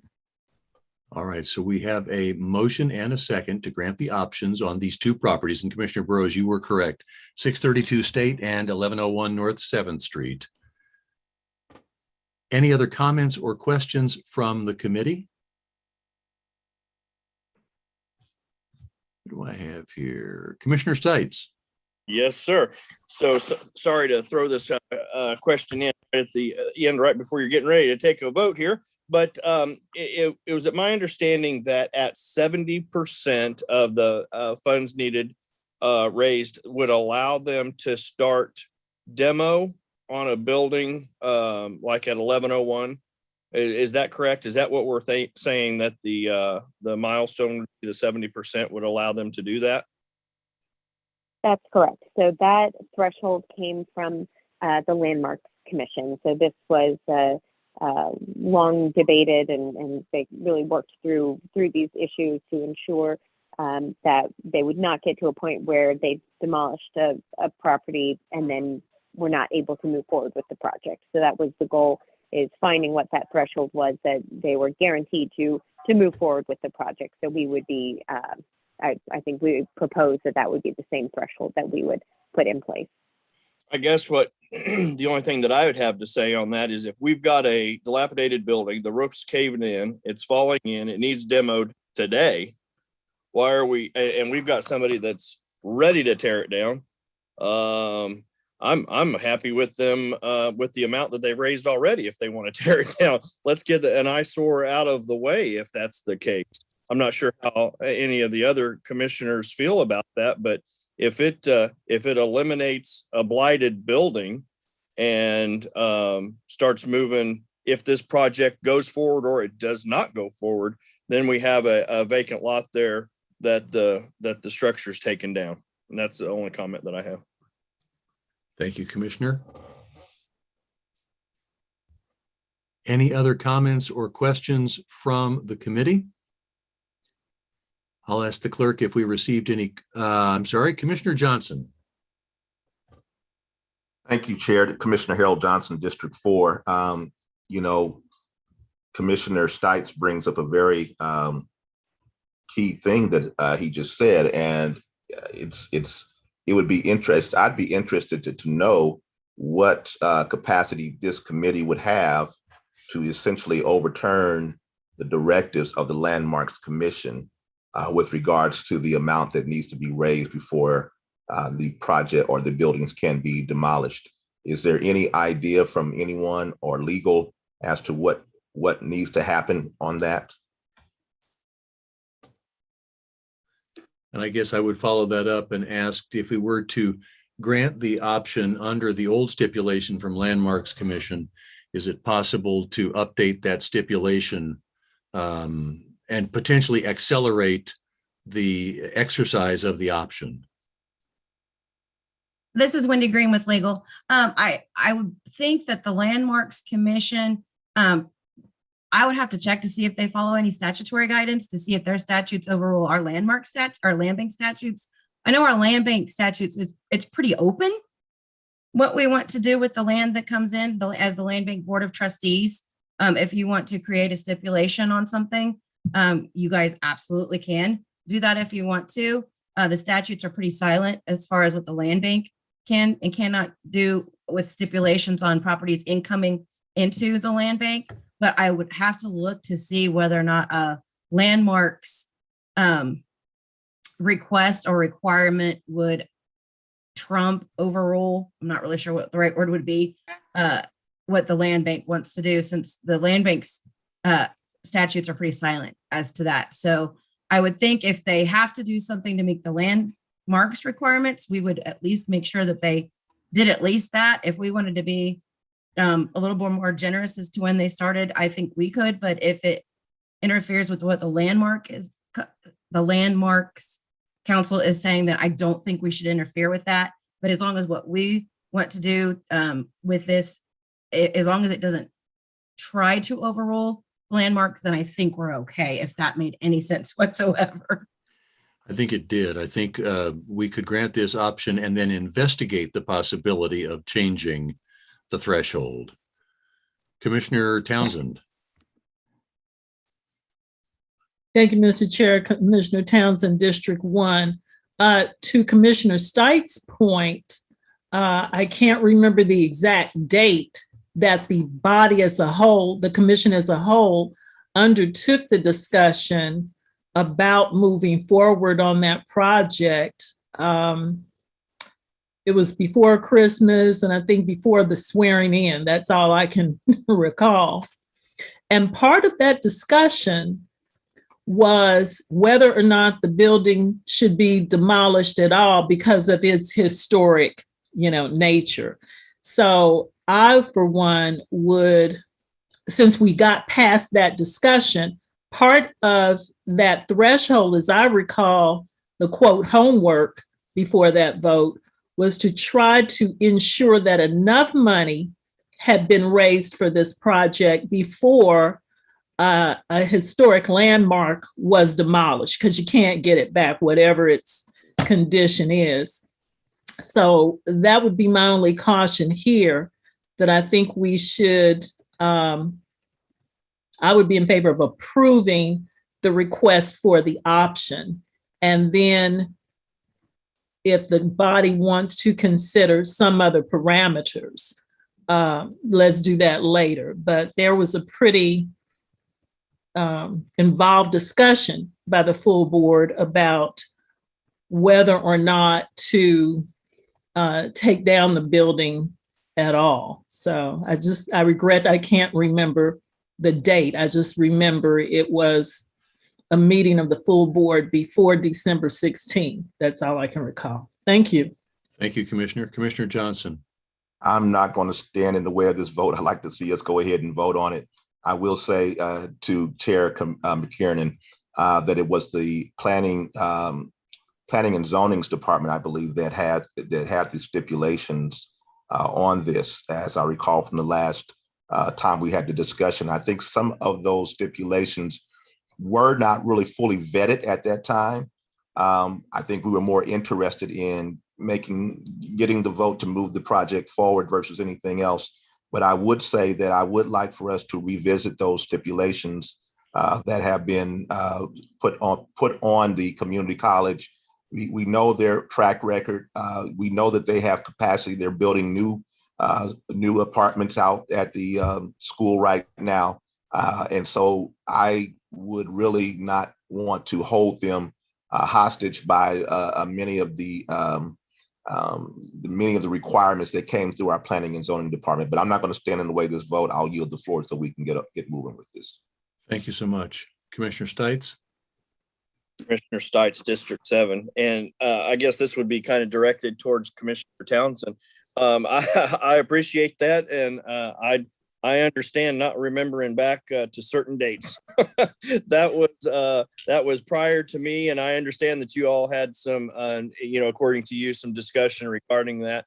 And I am all about the preservation of a building, if that's the direction, that you guys previously had those discussions. I was just without that information in my quiver there. I didn't know that. So I was just trying to think of a way that we could, if that building is a building that needs to be sped up and taken down, here's maybe an option where we might be able to do that. But I definitely appreciate Commissioner Townsend's comment on that and making sure, because once we tear it down, it doesn't come back.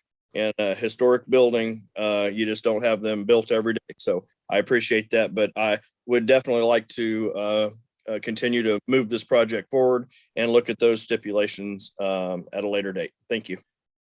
Thank you, Commissioner. So I just want to confirm with the maker of the motion and the maker of the second that it sounds like our motion here is to approve the option with the original 70% stipulation in place. And if at such time in the future we can change that, then we will revisit this item, but this will be with the original 70% stipulation in place. Mr. Chair, Townsend is the second. That is my understanding and intention with the second. So, yes. Yeah. Mr. Chairman, you're accurate in your statement. I believe there's been a tremendous amount of community involvement through the Landmarks Commission, through in community engagement. And I believe that the best thing we can do is advance the project. And as these questions come forward, we address them as they come forward later. But I stand by my motion to approve the project, Mr. Chairman. Thank you, Commissioner. Appreciate that. There's been a motion and a second to approve as submitted. Roll call, please. Roll call. Stites. Aye. Davis. Aye. Townsend. Aye. Burroughs. Aye. McKiernan. Aye. Thank you, committee. That takes us to item 3E. And even though there is a 1 and 2 under this, it is a single item for the benefit of Commissioner Stites and Commissioner Davis. This request came before us at our last meeting. We have 2 entities that have a request for the same land bank parcel. What we asked at that time was to hold this over for a month so that the 2 applicants could come and present their vision for their use of this parcel to this committee. And then this committee will take that information under advisement and will come back next month with either a decision or a request for more information or whatever it might be. But that my understanding is that we were not going to make a decision tonight, but instead see the 2 presentations and take that information under advisement. And if any member of the committee thinks that I don't remember that correctly, please let me know, because I think that's what I remember. All right, with that, Mr. Knapp, I'm going to turn the floor over to you to get us started.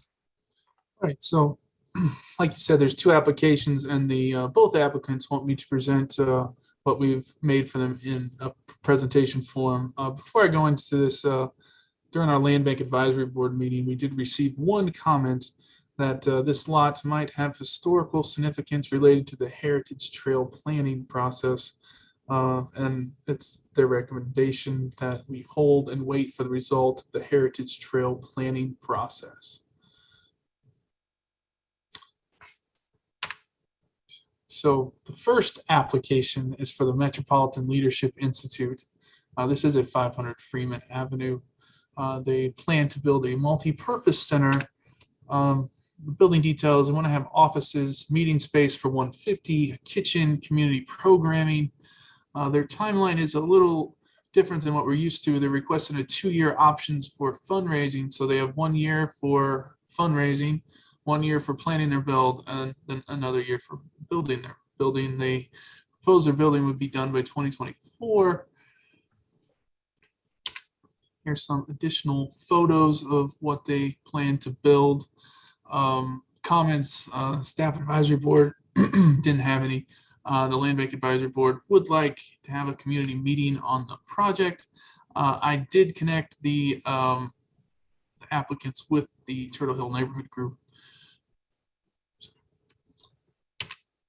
This is in the Northeast Area Master Plan, the neighborhood mixed use and small commercial, retail, and office buildings are allowed in this. So it would match the land use.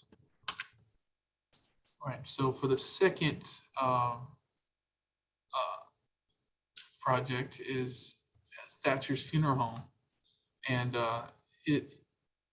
so they're at 1520. That's where the funeral home is. They currently own 4 lots, 3 other lots around it.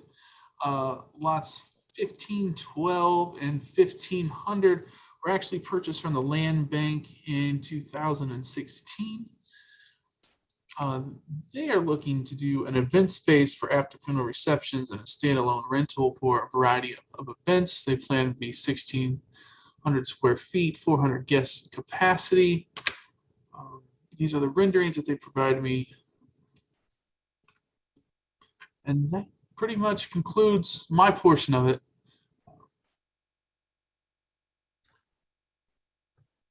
I do thank you, Mr. Knapp.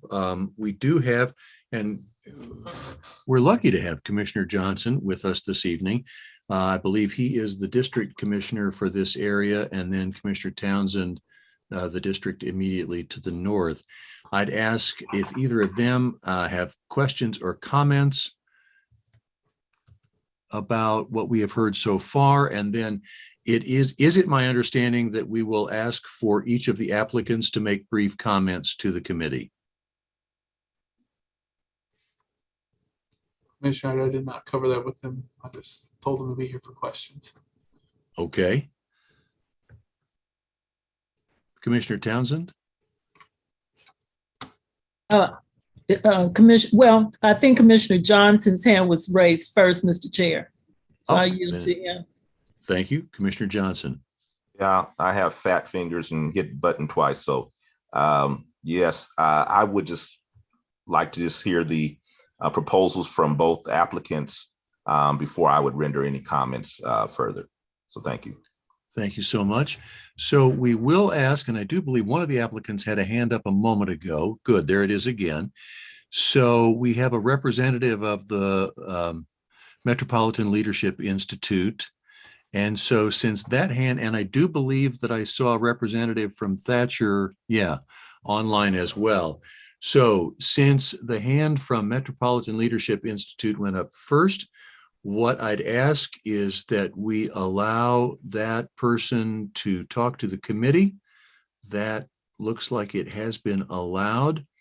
And so whoever you are, what I'd ask is that when you unmute, you introduce yourself to the committee, tell us your name and your city of residence just for the record, and then share brief comments about your vision for your application on this site. Okay, can you hear me? We can. Okay, my name is Norma Lyons McKelvey, and I am the interim board president of Metropolitan Leadership Institute Incorporated. I live in Gladstone, Missouri. However, I was born in Kansas City, Kansas, and I am personally excited about the progress to assist in removing blight, especially in the Northeast community and development in the Northeast corridor. I grew up in this area as my father taught at Northeast Junior High School. I attended First AME Church, and my godfather was H.W. Sewing, who established Douglas State Bank, which is now Liberty Bank. We are a 501c3 not-for-profit organization that was incorporated in Kansas in 2011, but our membership's rich heritage in the community stretches back to 1924. We are an organization of 190 women with various professional skill sets who historically have served in the Kansas City, Kansas community and beyond through a number of programs and collaborations with several community organizations, from Yates Branch when it was on 7th and Cordero, to Friends of Yates, and many elementary schools, high schools, junior high schools. Our members have been educators for the most part, but have branched out into different careers since then. We are excited at the opportunity to apply for an option at the property at 5th and Freeman. The area is rich in the African American history, and our vision is to establish a community engagement center that allows for community programming in many areas of family wellness, economic sufficiency, nutrition, senior support, and leadership development, and to provide space for community meetings, activities, and offices. We are practical and have applied for a 2-year option to perform our due diligence on the property, as it has been vacant for many years, to finalize building plans, raise funds in a capital campaign through grants, and to seek construction financing. I'm not saying that it will happen this way, but with 190 members raising $4,000 each, we could potentially pay for the construction of the property and proposed building. If approved, it is our goal to complete the building by 2024. Thank you. Thank you so very much. And now I see a representative of Thatcher Funeral Home. And again, sir, if you would do the same, open your microphone, please introduce yourself, city of residence, and then share briefly your vision for your application for this property. Well, good afternoon. Am I being heard okay? You are. Okay, my name's Bob Davis. I am the owner and operator of Thatcher's Funeral Home, and I'm a resident of Parkville, but obviously I'm the 4th generation owner of our family business. So we have roots going back to the Kansas City area well beyond or before the turn of the century. Again, our business was founded in 1912. We've been faithfully serving our community for almost 109 years. I have a little PowerPoint. I don't know if I can show this, but I think some of the committee members certainly know of me and know of our family and what we represent in the community. Our industry is changing, and it's going through some pretty dramatic changes regarding what the consumer's wants, desires, and wishes are as it relates to how they celebrate their loved one's life. Not everybody is affiliated with a church. Our business and our industry tends to be very tradition rich and very slow to change. But the modern consumer is more and more asking for a different venue, a different way to celebrate a death and obviously the person's life. And that's what you see before you today is my vision for that location. This would not be a traditional looking funeral home. And I've got a few examples. Again, if I'm allowed to share the screen, I can show you. There are a couple other these developments are around the country. And I'm our current state president for our Kansas Funeral Directors Association. I'm the past Missouri state president. And so in those roles, it has afforded me the opportunity to travel extensively and interact with my colleagues all over the country and, see the best and the brightest and what's working in other venues and other jurisdictions. And this notion of a celebration of life center is the new on-trend movement in our industry. It would allow us to have a gathering that was custom made or tailored for the individual. We could do banquet seating, we could do theater seating, we could rearrange it however they want. We're going to have a heavy presence of video presentation for parts of the ceremony. And also open the building up for community-based events, larger groups that want to have a dinner there or a meeting. Certainly not trying to replace the Reardon Center, but that's why I've chosen to build a facility that can handle or accommodate up to 400 people. Again, I don't know if I can share what I have. So it appears that we have released our presentation and that you have that capacity. And if you want to share from your computer and then briefly share with us those images and your vision. Yeah, I'm not seeing a share screen option, and I apologize, guys. I'm probably the worst person to do this. I can certainly. Let me just take a moment to confirm with staff that we have released share control to Mr. Davis. Yeah, it's not an option on. And if that is not possible from our end, please let me know. Okay, it says.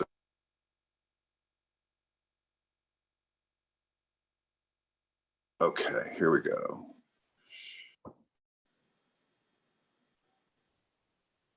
Share. Okay. I hope I do this right. Oh boy.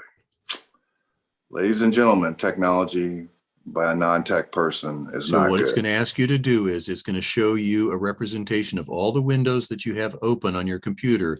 And it's going to ask you to pick the one that you want to share. The only option I have is a Zoom, or do I screen broadcast? Yeah, there's no. Okay. I've seen that before, but no, Commissioner, unfortunately, that's not coming up as an option. Whiteboard photos. Yeah, it's a PowerPoint. But I don't get a chance to show a PowerPoint option in here.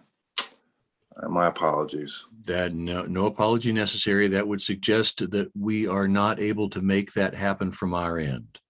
Okay. Well, again, I see my picture now. That's essentially what we want to do.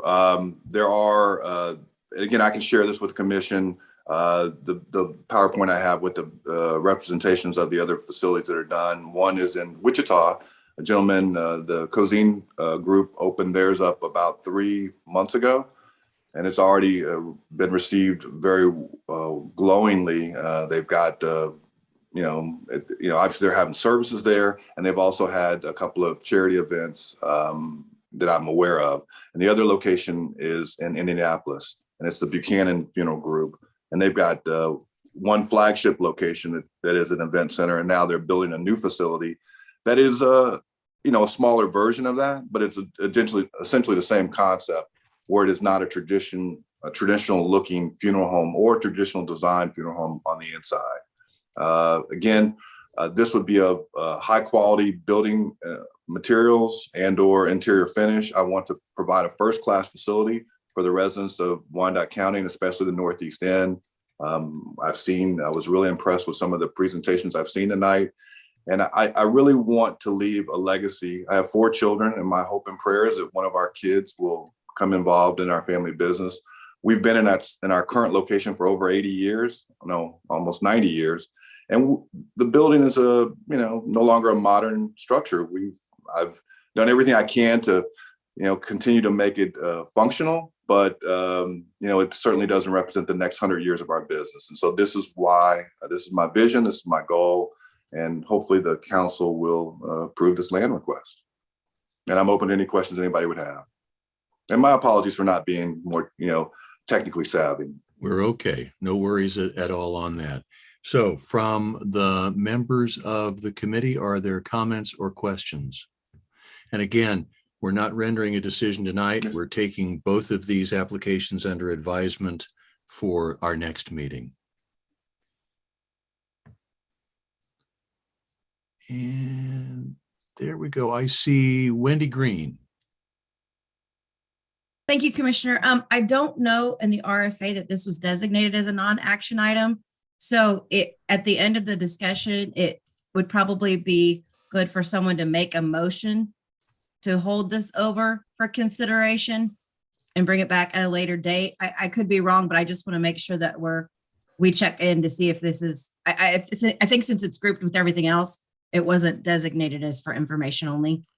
So I think a motion to hold it over to the next meeting for consideration by the committee would be appropriate. If that's what the committee wants to do. I certainly appreciate that clarification. Commissioner Johnson. Thank you, Chair. Commissioner Harold Johnson, District 4. I want to say thank you to both of the applicants for your interest in continuing to build and helping to redevelop Northeast Wyandotte County.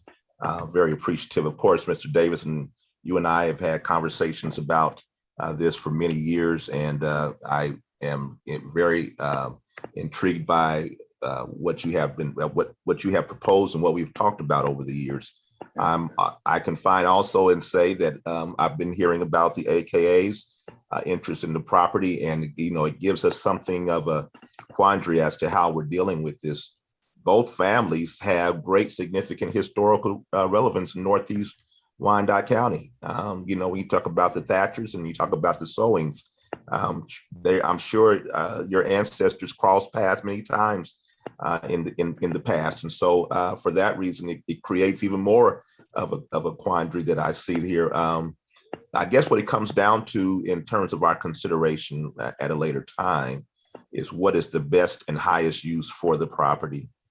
One. The second thing would be who can get started and have their project completed at some reasonable time frame, but who can get that done the quickest.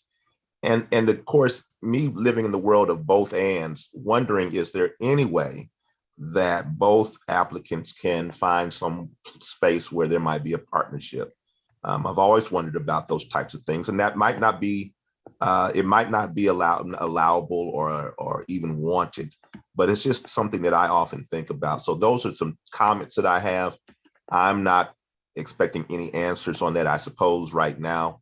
But I guess I will ask the question, how long do you think it would take, in either one or both of the applicants can respond to this, how long do you think it would take for you to get your proposed project completed?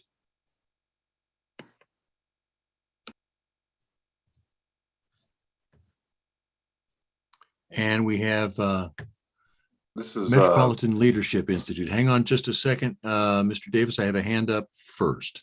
No problem. Okay, again, this is Norma Lyons McKelvey from Metropolitan Leadership Institute. We think 2 years. We want to be appropriate. We want to do our due diligence. And in 2024, our primary organization will be 100 years old. So that's our goal. Thank you. Mr. Davis? Yeah, and so I've got my architect on as one of the participants tonight. But yeah, we would have this done within 24 months for sure. No problem. Thank you so much to both of you. Commissioner Johnson, anything else? No, sir. Thank you so much to both applicants. Thank you for your interest in and wanting to beautify Northeast Wyandotte County. Thank you, Chair. I yield the floor. Thank you. Commissioner Townsend. Thank you, Mr. Chair. Commissioner Townsend, District 1. Echoing Commissioner Johnson's thanks to both of these applicants for their interest in rebuilding and uplifting the Northeast end of our community. Thank you to Mr. Davis as a member of a family who has been an institution in that area, the Northeast end, for 80 plus years. So question to Mr. Davis about what this means to his current location. And if I understand correctly, it would be an expansion of your funeral services. And what other opportunities apart from the funeral service are you considering in terms of other facets of the community using your facility apart from a funeral? I just want to make sure I'm clear on that. Yes. I don't know if I can, am I being heard? You are. Okay, Yes. Bob Davis again, Thatcher's Funeral Home. Thank you, Commissioner. So what would happen with our existing facility is it would remain intact. We have still a very strong customer base that is very comfortable in a traditional funeral home setting. This new facility would be for, again, folks that are not so traditionally based. So primarily, it would be used to support our existing funerals that we're having. I would believe with a facility like this in our marketplace, we would probably attract some additional families that we currently don't serve because they would be impressed and find this new offering very desirable. Again, as opposed to the options we currently have available. There's no other funeral home in the metropolitan area that has anything like this. So we would be first to market with this concept.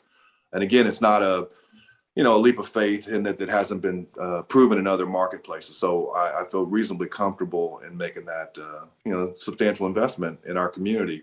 As to what other uses the building would be made available for, we would make it open for the public, community-based groups, church groups.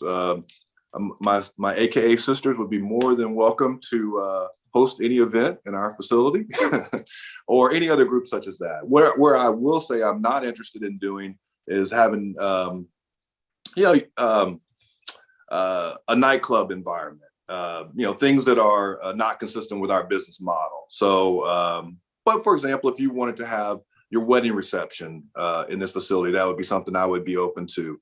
I know we have a growing Hispanic population in the Northeast End, and forgive me, my Spanish is horrible, but I know when the young ladies get to be 16 or so, they have a quinceanera event, and those would be that would be something I would be open to allowing them to rent the facility for. But primarily any group that was a wholesome group that was doing something that wouldn't be a problem to the community, because as a neighbor, I don't want to put something in that neighborhood that I wouldn't want next door to our business. So we would be vetting the activities in there very closely. And the great news about it is those activities are meant to supplement the income, not be the income. So I don't need to rent it out to anybody who might want to use it, because again, its primary purpose is to support and enhance our existing 100-plus-year-old funeral home. Thank you, Mr. Davis. Commissioner, if you'd allow, Mr. Chair, I'd also like to ask Ms. McKelvey if she is still available. Again, what is the expected size and square footage of the facility that the Metropolitan Leadership Institute is proposing, and again, the very types of uses that organization has in mind for the facility? Can you hear me? We can. Yes, ma'am. Okay. Again, Norma Lyons McKelvey, Metropolitan Leadership Institute. The size is much more modest than the Celebration of Life Center. We're looking at somewhere around 5,000 to 6,000 square feet. It would be seating for maybe 150, max 200 round tables. So we are building what we think we can afford, and then we are looking at potential expansion as we move forward. So it's not encompassing the entire property. We have community program. In the past, we've hosted debutante ball. I don't know if you're aware. So we have practice for that. There are other organizations within Kansas City, Kansas, that cry out for meeting space, for smaller meeting space. So they may not need 250 or 300 seats, but 40-person meeting or 30-person community meeting would be something that we would be entertaining. NAACP, I think they get kicked out of their meeting location periodically. We are currently meeting at Kansas City, Kansas Community College because we've gotten to be such a large size. So just looking at those types of things and smaller events. Somebody might want to have a birthday party or something that couldn't happen at a school, but a school might like to sponsor in a separate location from their actual school campus. Those types of things are what we're looking at. So again, more modest community-focused meetings would be our bent. Thank you very much for that clarification. And if you are the same Norma Lyons, daughter of Mr. Henry Lyons, who's a teacher. Oh, James Lyons, yeah, James and Lyons, Maxine. yes, okay. So again, thank you for the interest in the community, and clearly come from a family who has a lineage and heritage of serving to better this community. Thank you. Thank you. Thank you, Commissioner. I do believe that Commissioner Johnson has a question, and after that, I'll recognize Commissioner Davis. Thank you, Chair. Commissioner Harold Johnson, District 4. A question to both of the applicants. One of the things that's very important is that all applicants have at least the opportunity to talk to the neighborhoods that they're part of. This neighborhood is the Turtle Hill Neighborhood Association, which is another very active neighborhood association. I've had the privilege of to going to their meetings many times. Have either one of you had any interactions with them? And if so, can you give a sense of the interaction that you had with them in terms of your project? And then I'll yield the floor. Thank you. I'll recognize Ms. Lyons McKelvey if you want to respond to that. Okay, am I still on? You are. Okay. We had an inquiry initially from, I think, the president of the Turtle Hill Neighborhood Association, and we responded back what our plans were.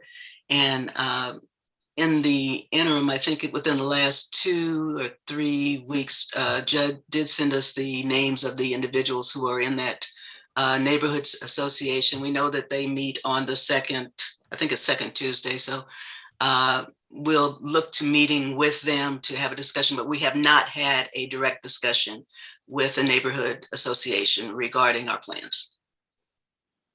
Thank you. And then I'll recognize Mr. Davis, same question.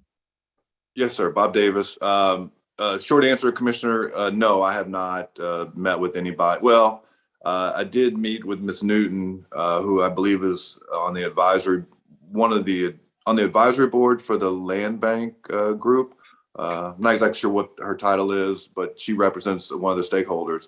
So I met with her and shared some of my vision. I think she was very supportive. As to the Turtle Hill directly, I've tried to reach out to Ms. King, and I have not been successful. Just like Ms. Lyons, I got the information from the land bank a week or so ago. So I was not really aware that was, now I see the value in it. So, as soon as I possibly can get in front of them, I'd be happy to meet and present what my vision is.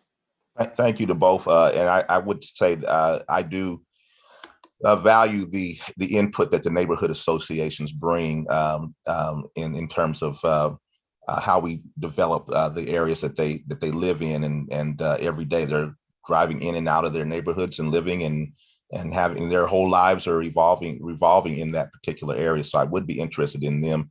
You also have the Chelsea Plaza Chelsea Plaza Apartments and the Gateway, as well as 2 other tenants or 2 other landowners that are in that vicinity as well. So I would just encourage you to try to get in contact with them sooner than later and get a sense of what their wishes are and what they like to see as well in partnership with you all. Thank you.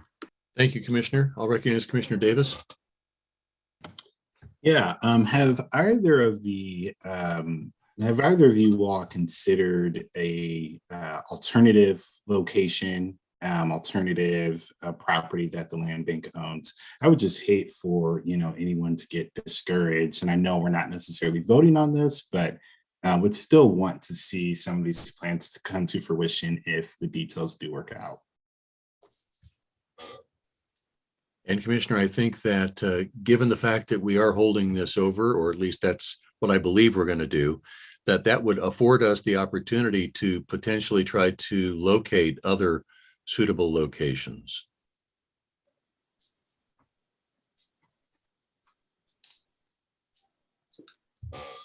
Looks as if both of the applicants want to reply to your questions, so I'll recognize Mr. Davis. Okay, can you hear me? We can. Okay, Bob Davis. Commissioner, thank you for the question. The reason for that tract of land is proximity to our existing facility. Again, this is meant to accent or be an expansion of our existing facility. And once the building and, hiring the architect and having him lay it all out and the required parking to support that, it pretty much, if you look at that schematic or rendering of the footprint on the land, like the overview, it takes up almost that entire tract of land. And there's not another parcel of land close to my funeral home that's that size to accommodate what I want to build there. Thank you, Mr. Davis. I'll recognize Ms. Lyons McKelvey if you'd like to answer the same question. Actually, when we first started looking, we looked kind of all over Kansas City, Kansas, in the kind of northeast area. We saw the property, and at the time that we introduced the option, there was no one else that was interested in it. And so that's where we kind of focused on. And so we have not looked at a lot of other properties. So not saying that we are not open to that, but there's a certain cachet about Fifth Street in terms of history. And there's also the fact that that land is level. And some of the other properties that we've seen are kind of hilly and have to be leveled out, would be my response. So we have not looked significantly after we submitted our option. Thank you so much. To the members of the committee, it seems based on direction from Ms. Green that a motion coming from us would most likely be that we hold this over for a period of a month and then for further consideration. Commissioner Townsend?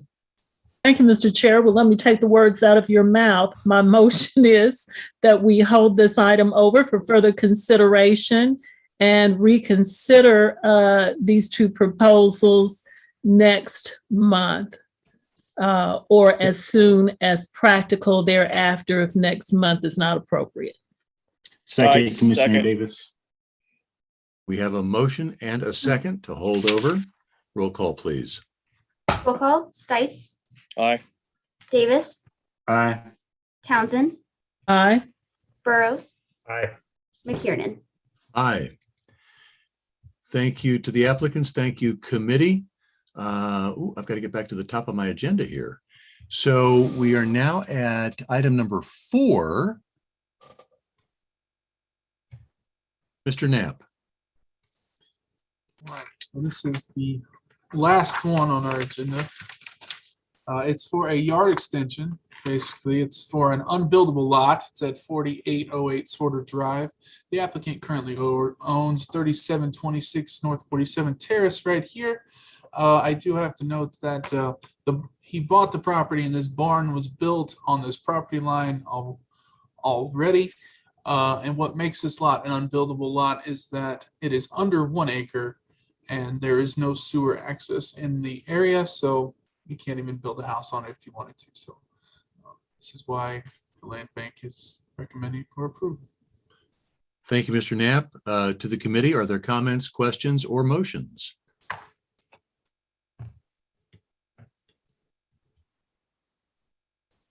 Commissioner Townsend. Thank you, Mr. Chair. Commissioner Townsend, District 1, move to approve application as submitted. Davis, second. There's been a motion and a second to approve this extension application as submitted. Roll call, please. Roll call. Stites. Aye. Davis. Aye. Townsend. Aye. Burroughs. Aye. McKiernan. Aye. Thank you, committee. That takes us to item number 5, our public agenda.